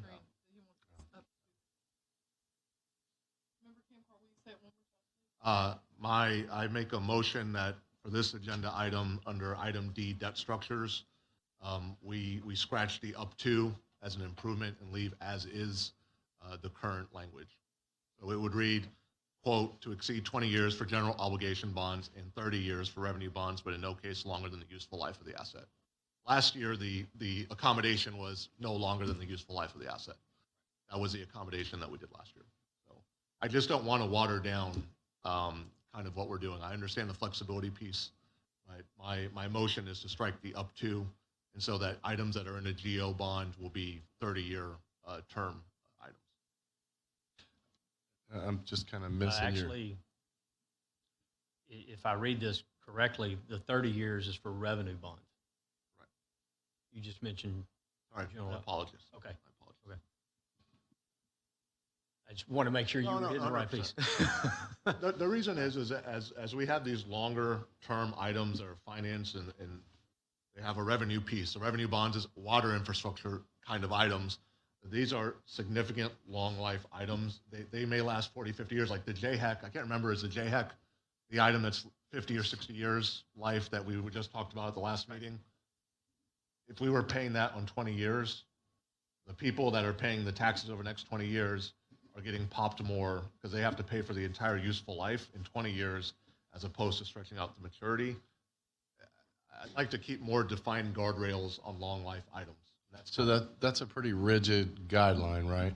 And I think that council members, councils now and in the future can have a little bit more flexibility when it comes to up to 30 years. I think it just gives them a little bit more flexibility in being able to define the length of that revenue bond. And the revenue bonds have higher interest rates than would be your COs. So I understand what you're saying, and for the most part, I agree with it. I don't agree with the boundary, the rigid boundary. Jeff, and here's the thing, I agree with you, but there's been times where we let the horse out of the barn, and we keep building these long life items, and for flexibility reasons, we're making those terms shorter. Well, if it's going to last for 50 years and I'm paying it off in 20, the current resident's paying the price, so to speak. We've got to put a little bit of tightness. I agree. I don't want to go hamstring anybody long term, but at the end of the day, when we go sell COs, we have not discussed recently what is the term of that CO, or when we've had a revenue bond, what is the term of that? It just does not come up. It's something that is breezed through. If we put this harder guardrail, I think it will serve the citizens better in their pocketbook. There will be times where we have to change it, and I understand that. And there will be a flexibility piece, and John will come and talk about it. But I would rather have us be more pro-taxpayer, more give them the relief on items that are going to last 50 years as opposed to making them pay, in 20 years what's going to last for 50. And I agree with the principle that you're talking about. I think in this particular case, though, removing the up to, all of a sudden, it's automatic that a revenue bond has to be 30 years. And we didn't issue revenue bonds this year either. Well, this is just a policy. It's a guideline. So it's a guideline, and it could be. And I think that's the problem that I've got is it's automatically, and it may be a 30-year for certain ones. It might be. But there may be a particular water sewer side of things that we don't need a 30-year.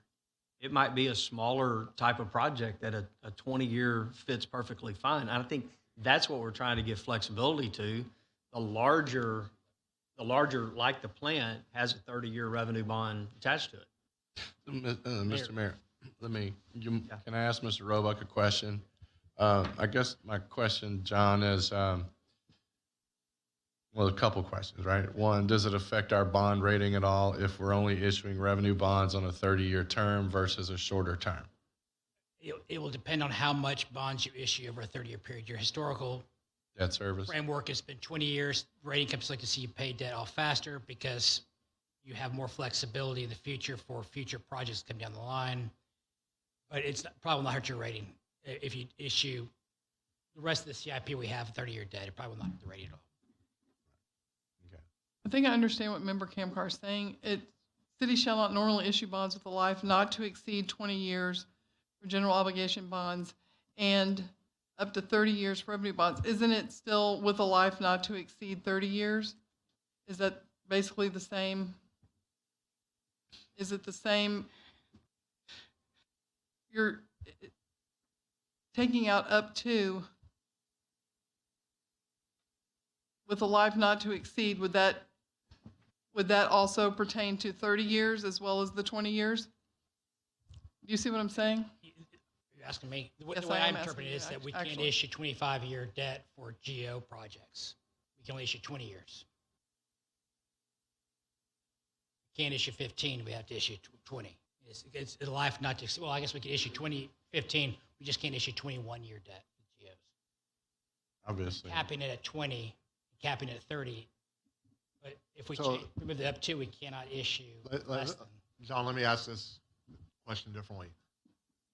This is a guideline. When they go say we need to go spend money, the way it's written without the blue says if I'm going to sell a certain amount, I can't sell more than 20 years on one item.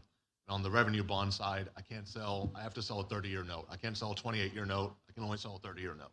Right. And then, but in no case can you sell a 40, if it's a, 30-year note and it only has a 20-year useful life, that would not qualify in that bond issue.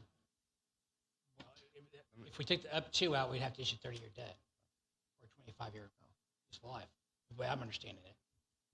The way this sentence reads, the city shall normally issue bonds, and then it mentions 2 bonds, but it says with a life not to exceed, then it says 20 years for that kind of bond and 30 years for revenue bonds. It doesn't need up to.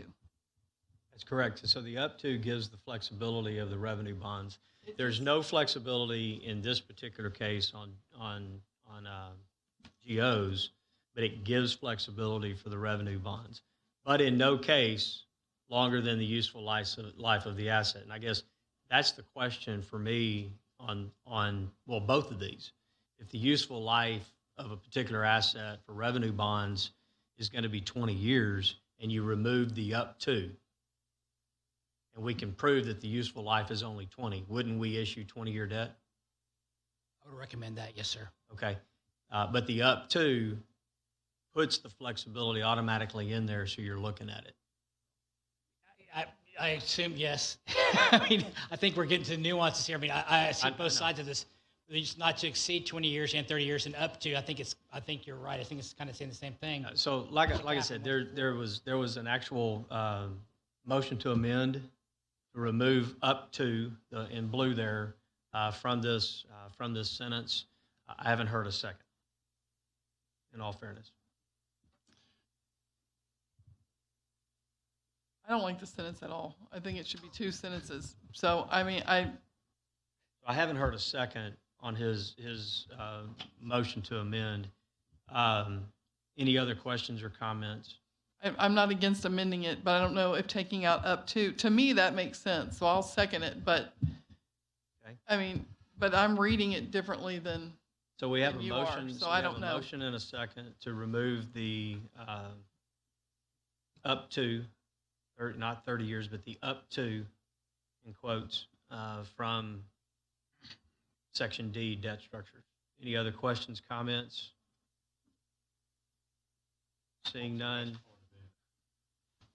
In front of your screen there, on D, debt structures, we're removing the item that's in blue there, up to. So the way this would read, if we removed it, is the city shall normally issue bonds with a life not to exceed 20 years for obligation bonds and 30 years for revenue bonds, but in no case longer than the useful life of the asset. In other words, that's the way it's written today. We would leave it the way it's written today on that sentence, correct?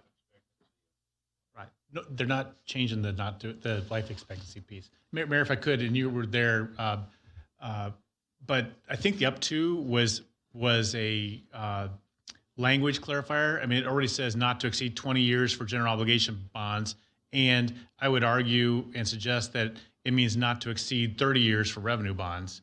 I think that's what Member Cade may have been alluding to. But the up to was to just provide more clarity. It's more of a grammatical thing, as I recall. So, but the not to exceed 20 or 30 applies for both those. As I think that's how we've interpreted it. That's how it's read, and that's how we talked about it. So maybe it should be a semicolon behind bonds, but in no case longer, or If you did that, you may need to keep that up to, and the committee and we would recommend that you leave that up to or some flexibility for all the reasons we know about. So, I would like to say, we last 2 years tried to really close up the barn door a little bit, and then the fact that last year we said we were going to do structured principle, now they took out the will to may. This is just kind of loosening all those things that, as the previous council wanted to go do, was have a more defined item. And so the issue around up to, I know it seems minor, but what happens is we don't ever discuss the structure of principle, very, very seldom. We don't discuss these other items, and it's when us taking a hard look, we want to be more fiscally conservative, or we want to have a defined path on how long we're going to finance an item. So I would just say for this, if you want to see the illustrative, and I know the staff always wants as much flexibility, but sometimes flexibility is not always in the citizen's best interest. And so that's my item on the up to. I'm not even going to fight on the structured principle. That's probably where the real fight should be, but that's can't fight all the fights. And Mayor, you can correct, but there was a committee member of the council, wasn't a staff-driven item for the flexibility, and from talking to that, and then there is good reasons for providing that option. It was put in there by Member Carbone to add flexibility. A lot of that flexibility because of the interest rate movements that we're going into. You know, what I would say, we don't have to address it here. It should be in how we do procedurally in our policy with regard to any debt as we're gearing up in the CIP. That should be part of the CIP. What do we see going out? Do we see a 20-year? Do we see a 30? Do we see a 25? That gets the council's fingerprints on it before it's ever even handed over to John. Well, that, I don't.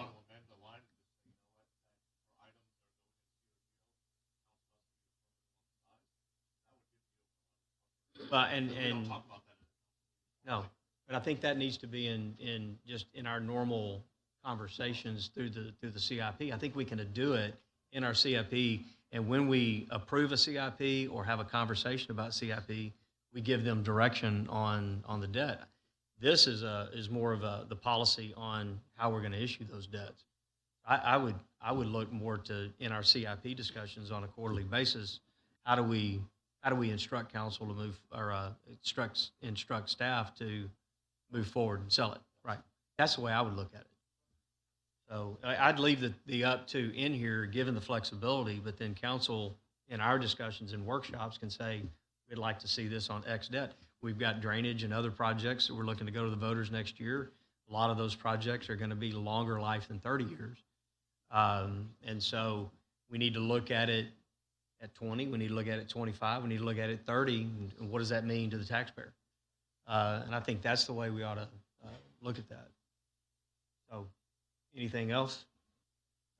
We got a second on removing the up to. Is that correct, Member Cade? Okay. So we had a motion and a second to amend D, debt structures, removing the words up to prior to the 30 years for revenue bonds. Any questions or comments on that? Seeing none, Madam Secretary, we're going to call for a vote on a motion to amend. Okay. Member Camcar? Aye. Member Cade? Aye. Member Berry? Aye. Member Owens? Aye. Member Koza? Hey, Okay, this motion passes 5-0 to change D, removing up to. Oh, I'm sorry, 3-2. So it still passes. It passed 3-2. Correct. So now we have an amended motion on the table. Any other questions or comments? Seeing none, Madam Secretary, now we're calling for a vote on the amended motion. Okay. Member Camcar? Aye. Member Cade? Aye. Member Berry? Aye. Member Owens? Aye. Member Koza? aye. This one passes 5-0. All right. Moving to matters removed from consent agenda, there are none. We dispense with the one quickly. Other business, there is none. Moving to item 9, mayor council issues for city council discussion, council discussion regarding options for transitioning from the adopted 3230 water billing plan to a true-up payment plan or other options with the intent to end the 3230 billing plan. Before we have that discussion, we have several citizens that would like to address council. First up, we have Ms. Felicia Harris Haas.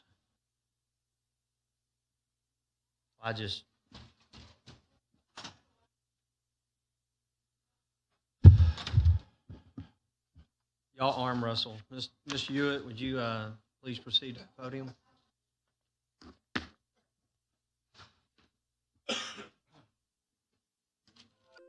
Name and address for the record, if you would. You have the clock up in front of you. You what? I'd like 5 minutes as the Are you vice chair speaking of the on ad hoc. behalf of the ad hoc committee? Yep, I am. 5 minutes, please. Thank you. My name is Denise Hewitt. I live at 3404 Blue Spruce Trail, 77581. A lot of ground's been covered since February of 2020 when the water billing debacle came to light.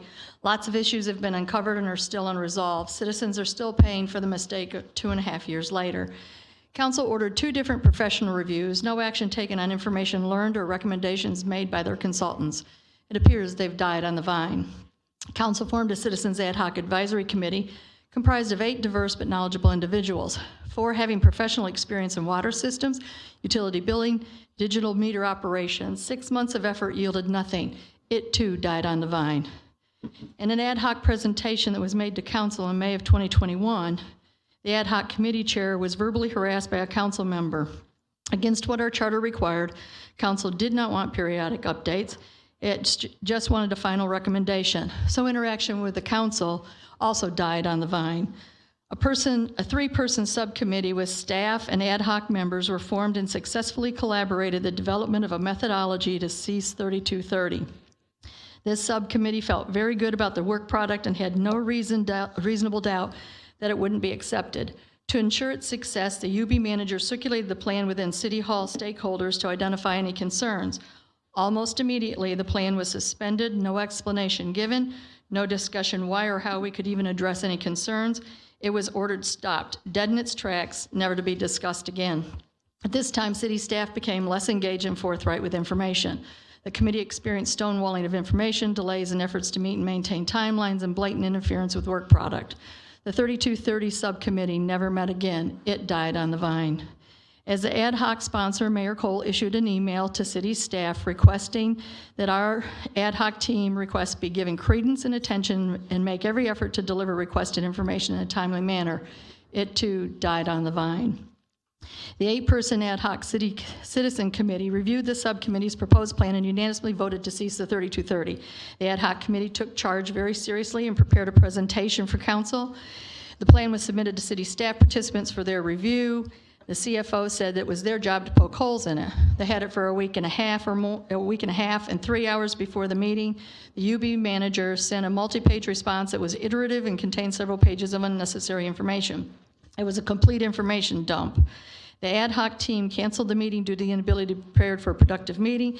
The ad hoc committee unanimously decided to continue without city participation. Collaboration with the staff, dead on the vine. The ad hoc team presented the 3230 termination plan to council on August 21. Lots of good discussion was held with council. Council was fully engaged and favorable of the plan. Another meeting was required before a vote could be taken on our proposal. The city manager stated it would be November before the next meeting the council could be scheduled for a vote. When the second meeting finally rolled around months later, the plan to cease 3230 was not accepted by council. Much of the information discussed in the presentation meeting was lost over time and evident in the voting. Our whole effort died on the vine. Having met our 6-month timeline, the ad hoc team was immediately disbanded as the charter required. No further action was taken by council to extend the charter. None of the recommendations have been discussed or implemented since. They died on the vine. Lesson learned, it was never in the cards for the ad hoc committee to be successful once it determined the team believed 3230 should be canceled. Why? You have to ask the person who stopped the UB manager from circulating the proposed plan and ordered it killed. The city's not customer-centric. It does not recognize the financial hardship it's placed on the water billing customer. It does not care to recognize meter hardware or software data issues. The environment inside the city hall walls is not open to scrutiny. There's very little transparency, if any, or willingness to collaborate with volunteer professionals with differing ideas. It was my experience that when challenged and uncomfortable, staff's response is to pull back, information's withheld, misrepresentation of possibilities for alternative methods. It's a very closed view to outsiders. It all died on the vine. Thank you, Ms. Hewitt. Did y'all arm wrestle? Ms. Houst?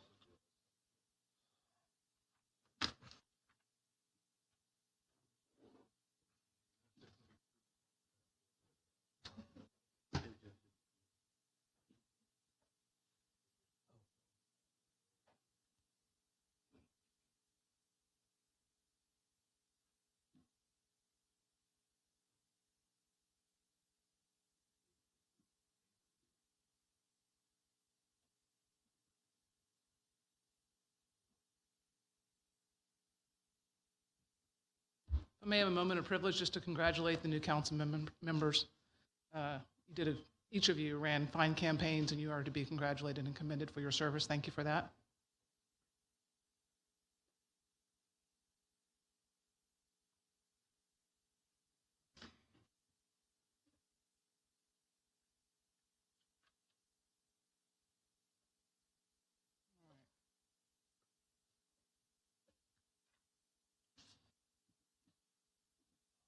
Alicia Harris Haas, 312 Sumac, Pearland, Texas 77584. Council, I stand before you tonight as a ratepayer, as a customer of the water billing system, and also as someone who has paid close attention to the water billing system for now 2 years that it's been going on.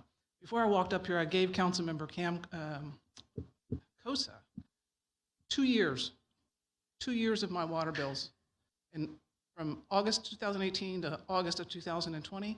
And not one of those months did I ever use more than the base rate volume. Not one. I don't know if any of you have read the ordinance that covers this, but it says that we are to pay the following rates each month. I want you to focus on the word month. Each month for water service furnished by the city. In 2019, when the story broke, there was a slide from the staff presentation. It said from 2018 to 2020, the reading schedule for water billing was revised from a monthly schedule to a 28-day reading cycle, less than monthly. The sample bill that was presented to council and to the public, I have a copy of it here. It's the same bill that I get in the mail, U.S. Post Office, by the way. It says monthly usage. It misrepresents, I might add, that we were being billed for a monthly usage. John Branson stood before this council and before the city and said that monthly is an average of 30 days. That is the number used for monthly, yet for 2 years, it was 28 days, less than monthly. Sample water bills that were presented to council in a slide in what I believe is 2017, monthly water bills for purposes of setting our rates. All right. Fast forward, Olson and Olson, what happened? They said that the city manager, and I'm quoting from the report, the city manager issued a verbal directive that divorced the monthly reading process from the monthly billing cycle, so the monthly billing cycle of utility service based upon meter readings was less than 1 month. It also said that he issued an instruction that he wanted it to be in less than a month and closer to 28 days. Now, the impact of that, I'm gonna ask for a little bit of privilege because I think this is important, especially for the new council members. The impact of that is that the base rate at the time was $15.30 for your first 2,000 gallons.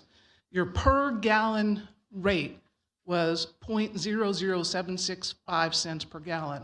If you had used more than 2,000 gallons in that month and hit the first tiered rate, it was much cheaper per gallon. It went to 0.0083 cents per gallon of monthly use, 0.000985 per monthly rate. And I can give this information to you. Now, if you take 12 months of usage, and you are billed 13 times for 12 months of usage, you've paid 13 base rates, and you can look at my invoices. I have paid a base rate every single month. I paid 13 base rates for 12 months of water, 2 years in a row. I would submit to council that I was overbilled, contrary to what Mr. Branson said to council, in which he said customers will not pay more because of the delay in billing. I submit to council, we have paid more. Every single customer of the City of Pearland's water department has been overbilled by being billed 13 months for 12 months of water usage in violation of the City of Pearland's ordinance, the laws passed by this council. And until this time, no one has ever paid any attention to that, despite the fact that I've raised it multiple times. Now, so. Go ahead and wrap up, Mr. I will, but I want to make this very important point to sort of put a bow on this for the new council members especially. Thank you, Mayor, for your indulgence. Now, when 3230 was passed, staff made it a presentation and asked the council to make an adjustment because you were going to read meters every 32 months. And so there was an adjustment made to the base rate for the extra 2 days in the read cycle. But in the entire period that the 28-day read cycle was being used, there was never an adjustment to the rate. So what happened is we were all overbilled. Now, finish up. this is really important. Just give me 1 second. Raftellus, the group that was referenced as the consultant that $98,000 was paid for, they wrote in their report that they could only come up with roughly $5 million in underbilled expense, water rates. And that's because they did not include, it says, it is important to emphasize that their methodology does not include the base rates paid by customers, because customers have consistently been billed for the base charges. They go on to say that collecting more than 12 base charges would increase revenue collections beyond the amount needed to support the anticipated revenue requirements. They go on to say that because customers have been paying their normal fixed base charges with each monthly billing, the amount that needs to be disregarded, not paid again, not overcharged, is only the volumetric portion of consumption that has yet to be billed, that tiered rate. I stand before council and I ask for reimbursement because for the entire 2-year period that I gave invoices to Councilmember Koza, I never once used more than the base rate volume. All right, Ms. Haas, I really need you to finish out. I appreciate your indulgence, Mayor. I really do. And the point of all this is to say this. The person most responsible for this is still sitting in this council chamber. The person most responsible for this is still directing council on what to do. I am respectfully requesting council again to give me my reimbursement and to take a look at all of those base rates and to give reimbursements to every customer that has paid 13 base rates for 12 months of water. Thank you. For that. Mr. Jimmy Davis.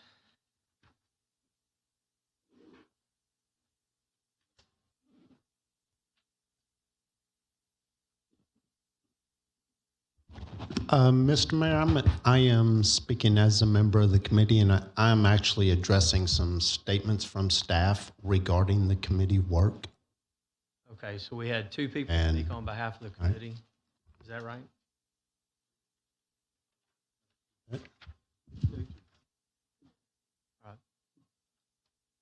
Go ahead. Okay. Thank you. Ladies and gentlemen, I speak to you tonight both as a resident and a member of the ad hoc committee appointed in January 2021. The 3230 plan makes the city lose a minimum of $35.23 per account each year, because in a 365-day year, reading a meter every 32 days results in 11.4 meter reads in a year. We've lost more than $3 million over the last 2+ years because of it, and the real losses are upwards of $5 million. Another unintended consequence of 3230 is that this fiscal year, Cycle 11 will pay 10.4 monthly base charges while receiving 12 months service, one less than everyone else. That's an additional loss of $58.71 per account. At roughly 13,000 accounts, it's more than $750,000 beyond the $35.23 we lose per account. That's unavoidable. We're facing unprecedented inflation right now. So anything the City of Pearland can do to ease the burden on its residents would be helpful. That's why I ask you to end the 3230 plan. The 3230 plan runs through December for most residents and through April 2023 for Cycle 14, another 10 months. Over the next 6 months, I will pay an extra 12 days of water, despite only being behind industry standards by 8 days. However, it can be stopped without any additional burden on the residents, and we can have 1 meter read a month and pay 30 or 31 days of water consumption. This will reduce the bills we are paying, and it will provide relief to residents and businesses alike. I ask you to look out for the financial well-being of your constituents and end 3230. I've given y'all a packet that has 2 options on how to do this. Both options take a regularly scheduled 32-day meter read and bill it within the industry standard of 15 days. Nobody gets a bigger bill than they already will, and once that final 32-day read bill is produced, their bills will go down because the number of days of consumption will go down. This is how you can help your residents by lowering future water bills. One option is based on the ability to move away with July meter reads. The other option is based on August reads. If option one can be implemented, I'd recommend council change the current due date language to payments due the 25th calendar day as opposed to the 24th. That alleviates a hardship that cycle 13 would face with 2 full bills due in August. Option 2 is the least preferred, as cycle 12 will still have 2 full bills due in August, but that's already what the city's planning to do to us. If option 2 is necessary, I hope the city will give a payment plan and waive late fees for a few months for those who need it. An extra $100 is a lot right now. I feel as a committee member, it's necessary to address some misinformation in the executive summary. Staff has stated that the committee's recommendation would result in revenue loss because it wouldn't bill for all water consumed. I can tell you with 100% certainty that is false, and I challenge staff. Demonstrate how the committee's proposal will result in water consumed not being billed, or apologize to the committee for disparaging our work product. For the record, staff never bothered to understand the committee's recommendation. Ms. Massey stated several times she didn't understand it and wanted to. 2 separate WebExes were scheduled for the vice chair, Ms. Massey, and I to discuss our recommendation. She canceled both and told us don't bother trying to set up another one. Staff also said the recommendation presented on May 23rd will result in removal of a base charge. The 3230 plan actually results in the removal of 1 base charge for cycle 11 for their August 10 meter read because it's the second bill being generated in August. Option 1 simply moves the second bill in a month to July instead of August. We're already losing a base charge for cycle 11 because of 3230. You have a printout from 3230 page identifying this. I encourage you to move forward with ceasing 3230 and implementing option 1 preferably. It'll be a little extra work for staff, but staff has already told council they can produce a bill within 12 days of the read, so 15 should be manageable. I welcome any questions. Thank you. Thank you, Mr. Davis. With that, we will turn to the council members that placed this on the agenda. I believe Member Koza made the request, seconded by Mr. Berry. Is that correct? Mr. Koza, I'll let you address council. All right. This is one of the items I ran on my campaign, and I felt that the committee was not given its due justice on how this was handled.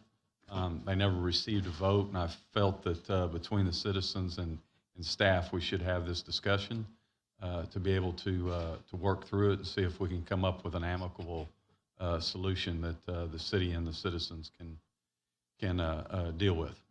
So with that, Nancy, what we heard tonight as far as the plan he gave us, what's your input? What can't we do? As far as, if this works, if it doesn't work, is there a compromise somewhere in between? What are your ideas and what are your options?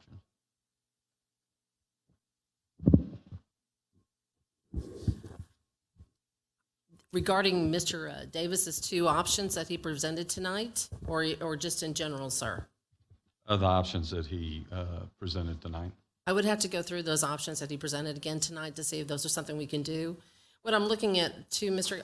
Councilman Koza, is the fact that we want to make it where it's something that it can be tested and looked at in our billing system, and that's what I was looking at. More importantly is how much more work would have to be into the staff, and can that be worked within the billing system itself? As far as that goes, what I'd like to see, if it is additional billing or hours by staff, I'd like to know what that is, because we, the city, put the citizens in this position. So if we've got to do a little extra work to get it done, then that's what we're going to need to do. Okay. So we'll take a look at both of those options as well as another option on that, sir? I think here, before we get there, I think what we need to do, we need to have this discussion here and then direct staff, because if we don't have 4 people say, go do it, correct, then it's futile to go do it. It's a waste of time and effort, right? So we've had where staff has prepared things and then brought it to council, only to have council, not do anything with it. So I think it would be in our best interest and the staff's best interest for us to say, do we want to cease the 3230? Obviously, the devil's in the details of what that looks like.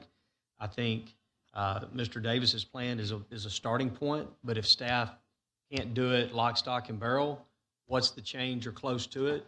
Correct. To make that Yeah, work. that's what I'm saying. Something But that it's I not, think- we're stuck to these. But I think staff needs to hear that you've got a consensus of council saying go Fair enough. do rather than Fair enough. just go and do. What assurance do we have that 3230 is really going to end in December? That's the plan that's in front of us, Councilman Cade. And that cycles 11, 12, and 13 will end in December, and 14 will end in April. We know this for sure. Yes, ma'am. And as a proud resident of Cycle 11, I do see on there that I'd have 2 bills coming in August, and I don't know what else to say about that. I just want to know before we talk any more about this that we know 3230 is going to end in December for everybody but Cycle 14. Yeah. Cycle 14. Yes, Ms. Massey, hasn't there been conversations of sending 14 a true up at the end of December, which Yes, would sir. effectively end them earlier than April? Correct. And what I'd like to do was a recommendation from staff here was that let them all end in December, and then we'll have them starting fresh and new with all cycles in January without being in a 3230 plan. They'd be in a 3031 type of frame. That way you incorporate all 365 days. If we true up everything currently, I just want to put this out there for you, Councilman Koza. I looked at some numbers. And if we true up everything based on a action item that would have to go out for July 11th, July 11th and July 27th, which would be the next 2 council meetings. And Mr. Provence, wouldn't it take 2 council meetings to do so? Yes, ma'am. Okay, so that would mean that it would be July 27th. Then you would have to have 10 extra days to be active. Would be correct? To be enforceable by state law and issue criminal penalties, yes. So that would be August 4th. So that would mean that previous read dates must be August 4th or later. And if that's the case, I looked up some type of time frame on that. That would mean to true up all the bills at that time frame. All the customers would be billed in the months of August and September. And I know that right now we're looking at a moderate drought situation that we have, and we're looking at higher bills that customers are dealing with. So if we finish off the 3230 plan all in December, and then we can start fresh and new in January, that would be something that you can, we would end up something, you would get the look at it by ending cycle 14 earlier, as well as putting everyone going forth in January as the time frame that they would have with a new set of times. Member Camcar? So many things I want to say, but keep it compact. First of all, I want to thank the members of the committee that are still doggedly invested in this. It's hard. The bureaucracy and governance, it's just hard. It's a slog. It takes people that want to be involved, and it's their time, energy to go and do that. So first of all, I want to thank you guys for giving that time and energy. The second thing I would tell you, if you read the Olson & Olson report that was quoted here, how we got into this mess, there hasn't been a lot of accountability, let's put it that way. And there was one key excerpt that I got out of that, which was the person who knew how to manage the water billing retired, and the people that were replaced either did not have the capability to detect the error as it was continuing, or the people that could did not say anything because the culture was so toxic that they literally were not allowed or felt that it was endangering of their job to go do so. These issues of stonewalling, I'm just going to be real frank. I have been stonewalled, and I have a city email. So I'm just going to tell you, there's a lot of times where I have to be repetitive and be very forceful of here's the information I'm looking for. So I understand the stress. Now, Ms. Massey, I have a lot of trust with, and I think we and her have equity together. What I would tell you is this: there is not going to be a way, whether it's this or continuing 3230, everybody is going to come out clean. I think Ms. Cade brings up just a really cogent point. Is this just going to finish in December if we did nothing? And the ironic answer that I think is nobody's going to come out happy in this process. If 3230 completes as is and we leave it alone, there's going to be some people hooting and hollering. If we go and change this, there's going to be some hooting and hollering. And when this was presented back in August, Mr. Sabo, who I think is the chair of the committee, said something that I made sure that we reiterated back and forth. There was not enough trust between the city and the committee that the data being provided to go say, here's the true up number. There was literally not going to be a number we could produce that the committee would say green light.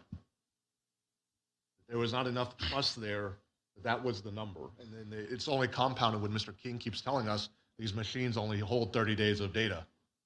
They don't hold 60, 90, 120 days of data. So what's happening is we don't trust the data that we have. We're kind of in a really crappy, trajectory that we just kind of have to complete.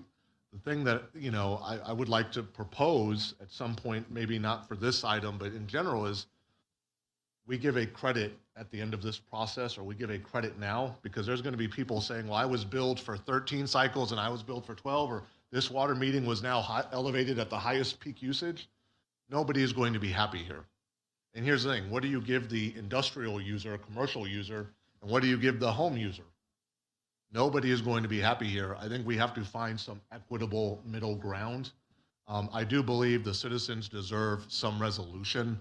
We talked a lot about trust tonight. Trust is a vote, but trust is also doing the right thing. Just period, doing the right thing.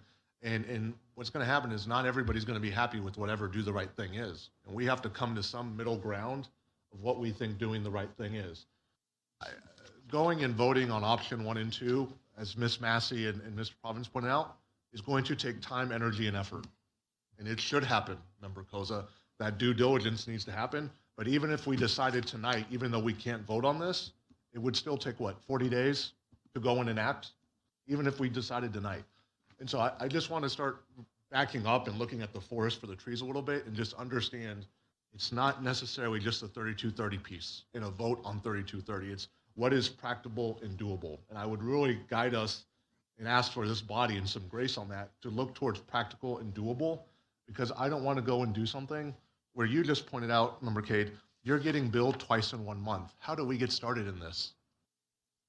People are getting billed twice in 1 month and throwing a fit, justifiably so.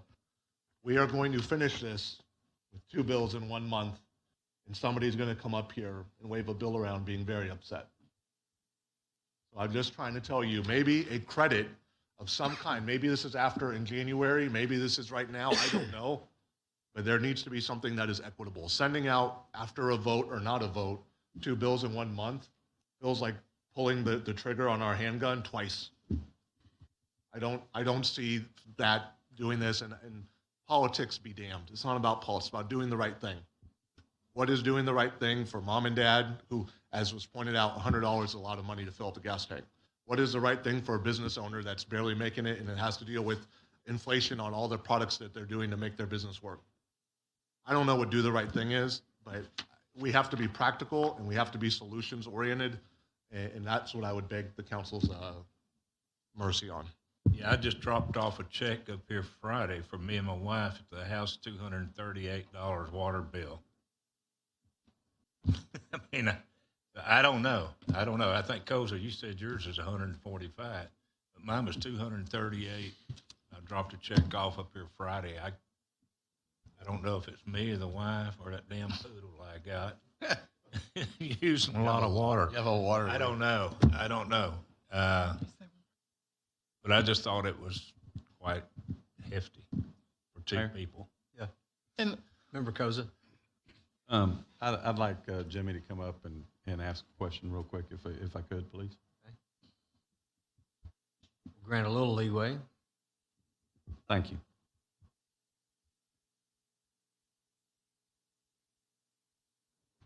Is this on? Yes. There you go. of course, You have a question? Go ahead, Mr. Davis. I just wanted to clarify that there is apparently a little misunderstanding. There's been talk about true up. Neither of these options are a true up bill. It's taking a 32-day meter read that everybody's already going to pay. And it's just billing it within industry standards. That's all. In the case of option 2, which listening to the time frame, if it requires 2 readings and 10 days to take effect, option 1's off the table. Option 2 is still doable because it would affect the first meter read would be August 10th. So you're past the 2 readings in the 10 days. So it's all in effect. Option 2, staff has 1 bill for cycle 14 that, you know, they produce a bill and then 19 days later they're producing another bill. So it's almost 3 weeks. The others are 24 days, 25 days, 26 days. I mean, pretty close to 28, that magical number. So I just want to point out, it's not, this wouldn't be extra money that would cost people. There's no true up. There's no calculations. It's just take the read that comes in. There's no read in between. Previously, we had to deal with true ups because there was always this extra read. By the time you produce a bill, you had 1 read in queue and you had another read just about to hit. So there was always that extra read in the middle. And that's why the true up was always so hard and it was a moving number. Now that extra bill is gone. So it's literally, you produce a bill and a few days later, you're reading the meter and that's the only outstanding meter read, and you just bill it within the industry standards. So it does require a little extra work from staff. They're not going to have 30 days between bills. They're going to have 19 to 26. But it fits within the law. You can have your 2 readings in July. You'll have your 10 days, and the first meter read that's impacted is August 10th. So you're saying accelerate the bills? Well, it's what we're saying is take the August meter reads that's already scheduled, August 10th for cycle 11, August 17th for cycle 12, August 24th for cycle 13, and August 31st for cycle 14, and just bill those within 15 days. And we have a true-up bill date that's listed on option 2, and it tells you when that bill's going to be due. All the bills will be produced between August 25th and September 15th.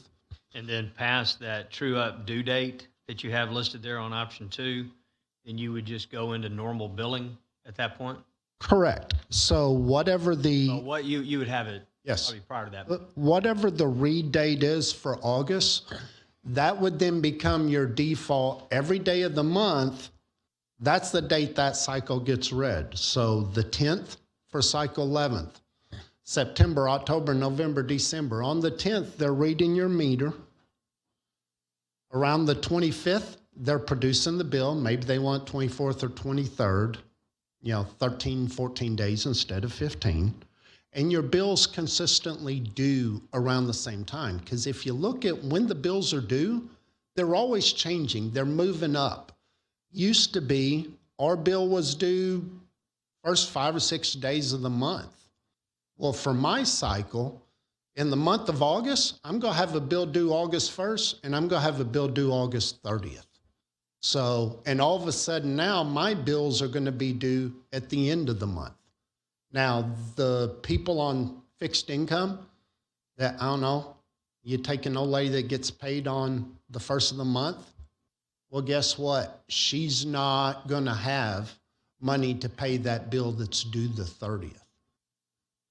But whatever it is, instead of our due dates always changing and moving up sooner and sooner, we get back to a consistency, and the number of days of consumption that's being billed after that August meter read, it goes down. It's 30 or 31. In the case of cycle 14, the meter read is just whatever the last day of the month is. The 31st or the 30th, or in February, it's 28th. But that's your read is the same date each month. It creates consistency for the residents, predictability, and for our case, the September bill for the period between August and September, super hot. We're not paying 32 days of water. We're going to pay 31. In September to October, you're going to be paying 30. So our bills will go down. So that's how you're helping the residents as well. It's making our bills a little smaller.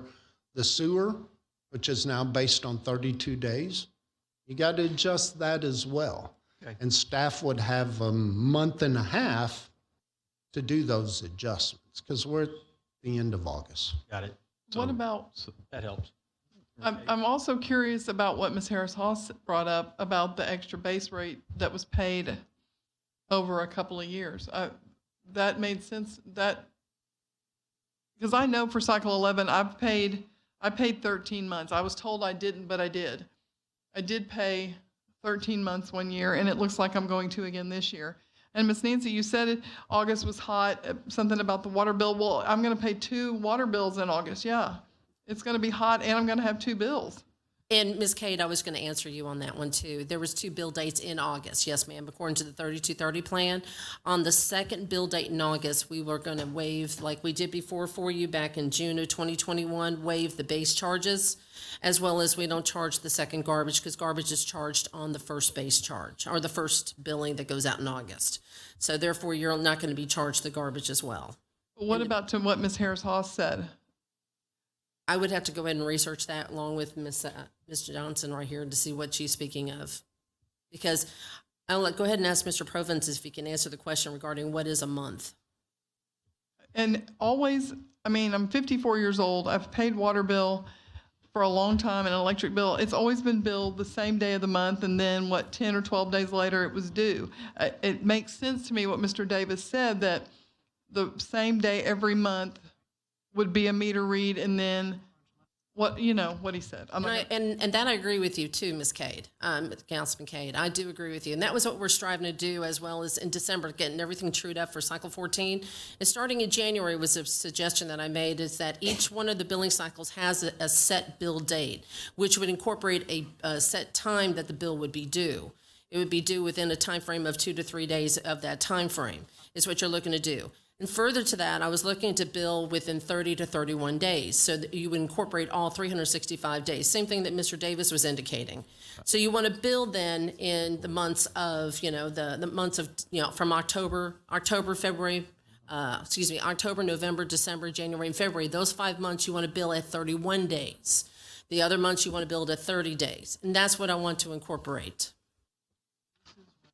Member Barry? Where do I begin? I'm not a very complicated person, all right? But I do understand numbers. And one thing is it's very evident that Ms. Hawes paid 13 bills, 13 base rates. And she showed me her bills, and I looked at them. What I want to do is, 1, understand why she has that many bills. And I'm going to go home tonight and pull my water bills, and I'm going to look at them. And I hope everybody else in here does as well, because there's no reason why, and I'm not trying to, make light of someone's profession or anything like that, but to the lay person, it's just a bill, right? But it's a lot more complicated on the backside, as you can attest to, right? Than it sounds. It's great. You get your water bill on the 1st or the 3rd or whatnot. You pay it and it goes in the mail.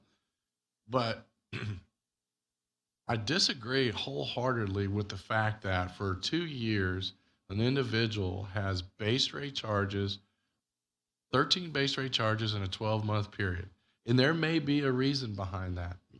I'm all ears, and I'm open. I'm not casting blame or anything like that. I just really want to get to the bottom of it, because, this topic has been going around forever. And I think that if we just end it, do we know what our arrearage is now? What is it down to at this point? Yeah, we were just calculating that out for you too, sir. But what's up on the dashboard too is that we were calculating out the difference between, the going down 2 days at a time between the current bill date and, the current read date to the bill date, Yeah. to show that's 2 days at a time for each billing. Gotcha. And so if we were to say, what would a bill look like for someone? And I'm coming from a position of, as a property tax payer in Brazoria County, and my last 6 years on school board, the residents of Brazoria County pay their property taxes on time at a higher rate than most counties in the state of Texas. So I think on a regular basis that if we were to say, hey, look, guys, this is another bill, this is the end of it, we're now going to be on a regular cycle, as whatever cycle that might be, let's be done with it. And then we never have to have this conversation again. I mean, I know you're tired of having this conversation and thinking about it. I know, and I thank you for your hard work, and I thank all you guys out there for your hard work as well. But there just has to be some very common sense end to all of this madness. 3230, I get it. It's decreasing over time. But yet we still have individuals asking questions about it. I mean, I was on the campaign trail too for quite some time. And I can't tell you how many times I got this question. And it wasn't just for Mr. Davis or anybody on the ad hoc committee. It was, what's going on with this water billing thing? And I don't think until it started to become a problem that the community at large, I guess, was aware of what was going on. So the questions started coming in. So I think, number one, we need to understand, or I would like to understand, where did this 13th bill come from? Why was it issued? And I'm certain that it's probably a logical explanation, but I would like to know what it is. And secondly, what would a bill look like to everyone in Pearland to end 3230? Is it $20? Is it $100? Is it whatever? Whatever that number might be. I know this. Back in February, we tried to put it on the table to cease it, or at least have a conversation about it, and couldn't get a second to do so. At that point in time, I think the average bill across town was, for the true-up, the additional true-up was somewhere in the $40, $45 and that's on residential. $40 to $45 on a residential rate. It's going to be more than that on an industrial commercial rate and commercial rate. But the average homeowner rate was somewhere in the 40, 45. And that's also in the lease consumption months, because you're in the winter months. Now we're in the summer months. People are watering their yards. They're trying to keep their yards alive with droughts and everything else. So I'm not sure if it's now lower than that or about the same, simply because we're in the higher consumption months. Pools are evaporating more, so pools are filling up more. All of those kind of things are happening.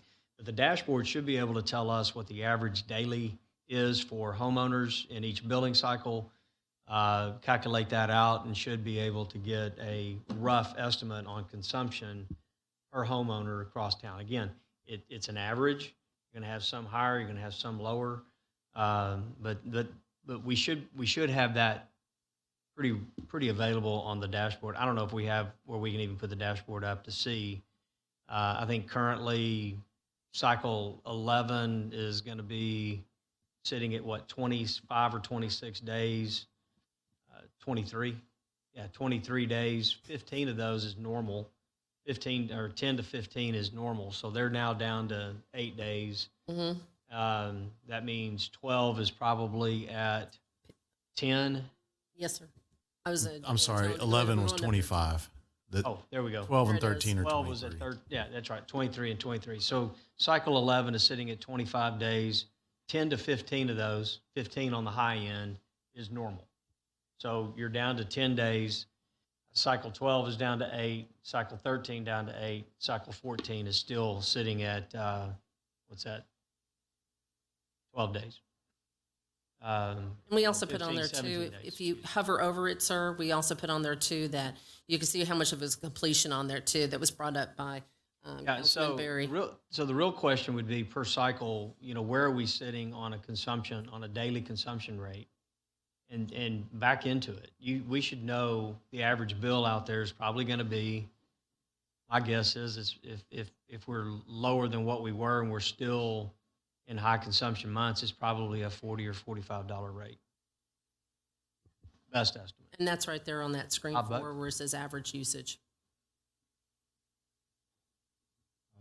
So, Member Camcor? Yeah, Mayor, I'd like to wonder, is there an opportunity with that amount to do some kind of forgiveness that doesn't push us into a rate increase? I mean, we've elected a lot of items. I still think you have the stickiness of the issue of being able to say, well, how much water on this day at this time, and well, this is the high use water versus the low use water, and that's a sticky wicket. So if we're going to propose reviewing these items, I'd like to at least give the staff the opportunity to put a memo together of what a forgiveness option looks like, and maybe it's cycle 32, 33. I mean, you're saying we're down to 7 or 8 days of overage, it sounds like in some places.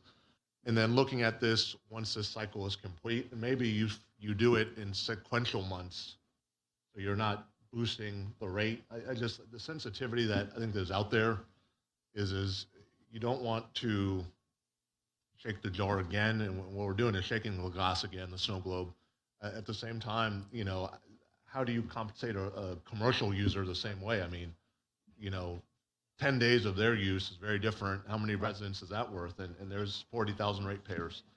So I would just say if we're going to do methodology and time and energy to go do this, I'd like to at least look at that option and put that on the table and at least say, what does that look like? Right.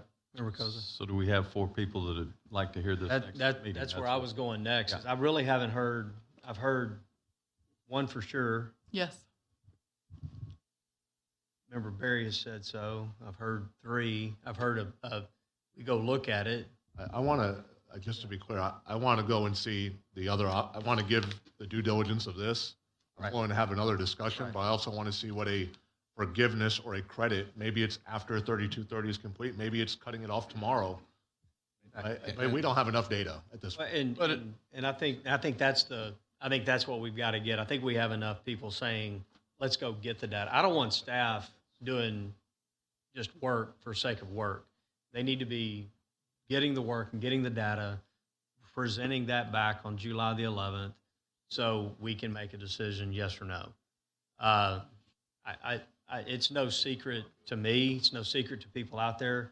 I was against 3230 when it was implemented. I was against 3230 for a year of campaigning. I've been against 3230 every day being on this council. But I've worked with it, and I've worked with residents, and I've worked with their water billing to work through issues when they come up. And I will say this, the sooner we end 3230, that is one component of complaints that goes away. Yeah. We've addressed it, and it goes away. Then if we have other issues in our billing cycles, then we can start picking those off one at a time. But 3230 doesn't become the issue anymore. Because the sooner we cease it, the better we're going to be. I do have a question as we cease 3230, and this is really to Robert and his group, is really where do we stand on AMI? Because if I looked at the last schedule, full implementation of AMI is still December-ish. Mayor Cole, currently right now we're installing additional poles and infrastructure. We're waiting on, supply chain issues are some of the challenges that we're having on additional connected grid routers. They are in production. We do have 6 additional poles up. Electricity is being brought to them, but it's that connectivity component. They are working through on that point to point, and we're waiting on some metrics to make sure that that is correct and scheduling that push out for all connected endpoints. And then that'll take about a month, 45 days to get all those data packets through. It's a little complex, and I don't want down, but even if we ended 3230 in August, or the schedule in October, that Mr. Davis, put forth here, we can still move off of 3230, move back to a normal billing cycle, even without the implementation of AMI. AMI is going to help. AMI is going to make it. They're 2 separate issues. We've over time put them and meshed them together, but they are 2 separate componentries. So moving forward, if that ends at the end of the year as scheduled, we're still moving forward as normal. Mr. Mayor, I'm sorry. Go ahead. I'd also like to have Felicia's billing issues addressed as well, if we could. Oh. If she can visit with staff and Yeah. get that addressed. For sure. We just need to have staff dig into that in one way or the other and report back to us on that. I just wanted to clarify the asks here because I think there are a few. One is, what does that look like? What does our shortfall look like currently? Number one would be, what does it look like to send everyone a finalization bill to eliminate 3230? Secondly, are there some options out there to where we could potentially have some sort of credit of some sort? But the last thing for me is the billing issue. Are we truly getting it? Have people truly gotten 13 bills in a 12-month cycle or a 12-month period? And if they have, and the evidence is pretty strong, if they have, then we need to understand what that dollar amount looks like, because that could be a number that has to go back to the residents of Pearland somehow.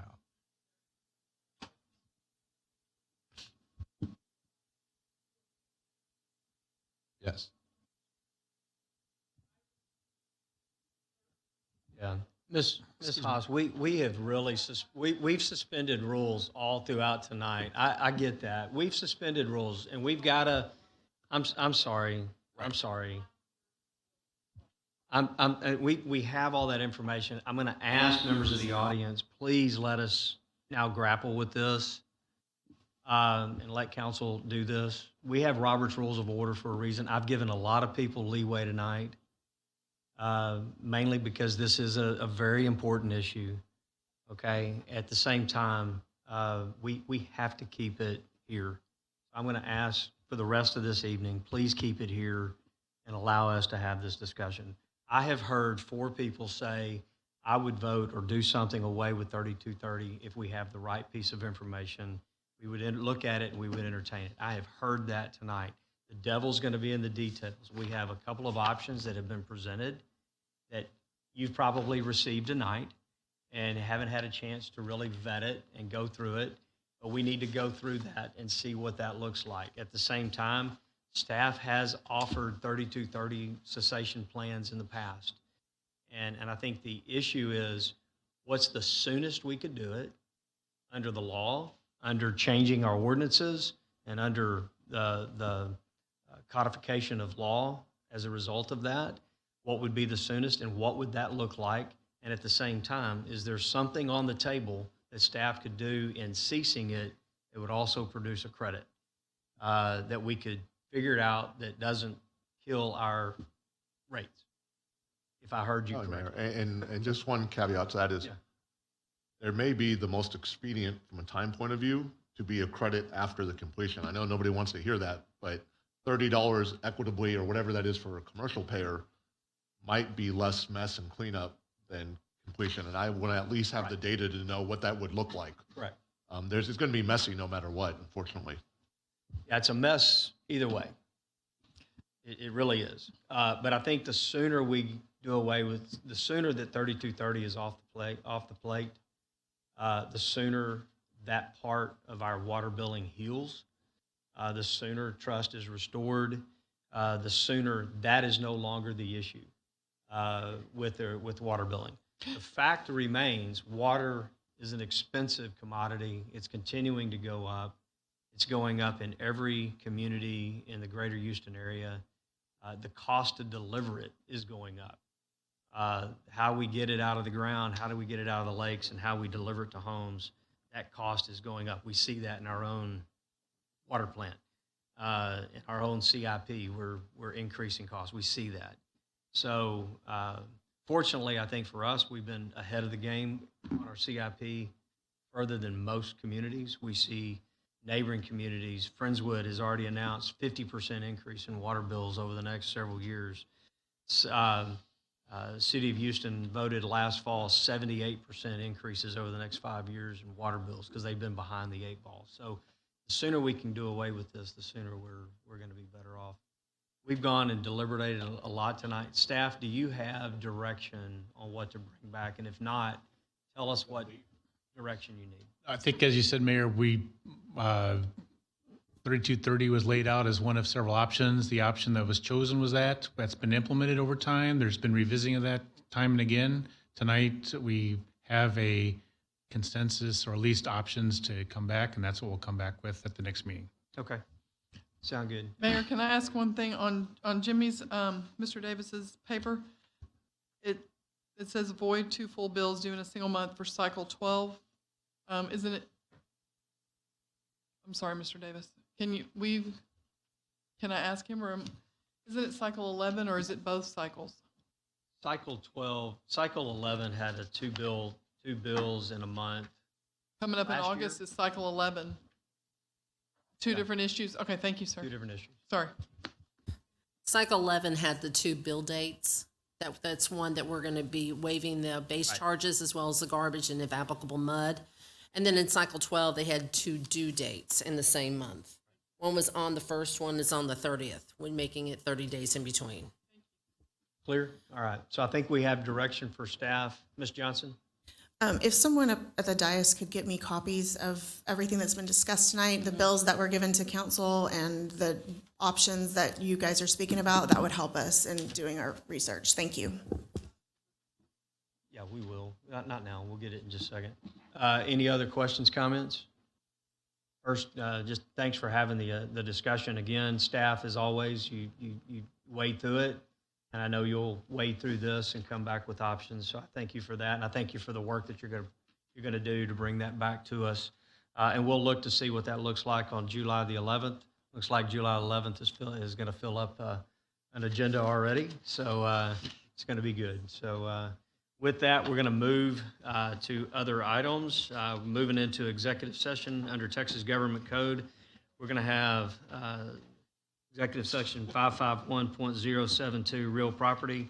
Executive Session 551.074, personnel matters. Executive Session 551.071, consultation with the city attorney. And Executive Section Section 551.074, personnel matters, appointment of a new city secretary. With that, we will recess into executive session at 9:02.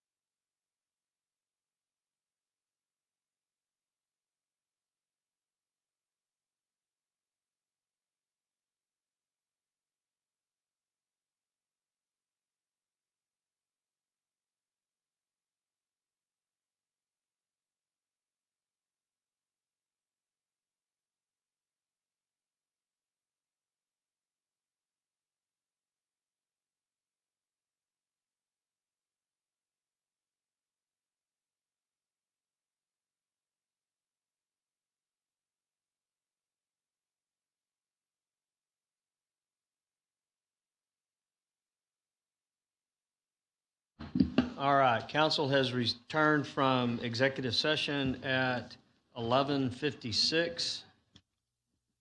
With that, we do have one action item, new business continued, number 10. What? No, he's in the restroom. We have a quorum. We have a quorum, so we're moving forward. I'm not waiting on him. Lawrence, you have some language for? Yes, sir. I'd recommend a motion for the city council to ratify the city manager's appointment of the person discussed in executive session as the city secretary. So moved. Second. Second. We have a motion and a second. Madam Secretary will call for the vote. Member Koza, Aye. Member Camcar, Aye. Member Cade, Aye. Member Barry, Aye. and Member Owens. Aye. This motion passes 5-0, sorry. All right, item number 11, then we'll take no action. Next on the agenda is to move for adjournment. We will adjourn at 11:57.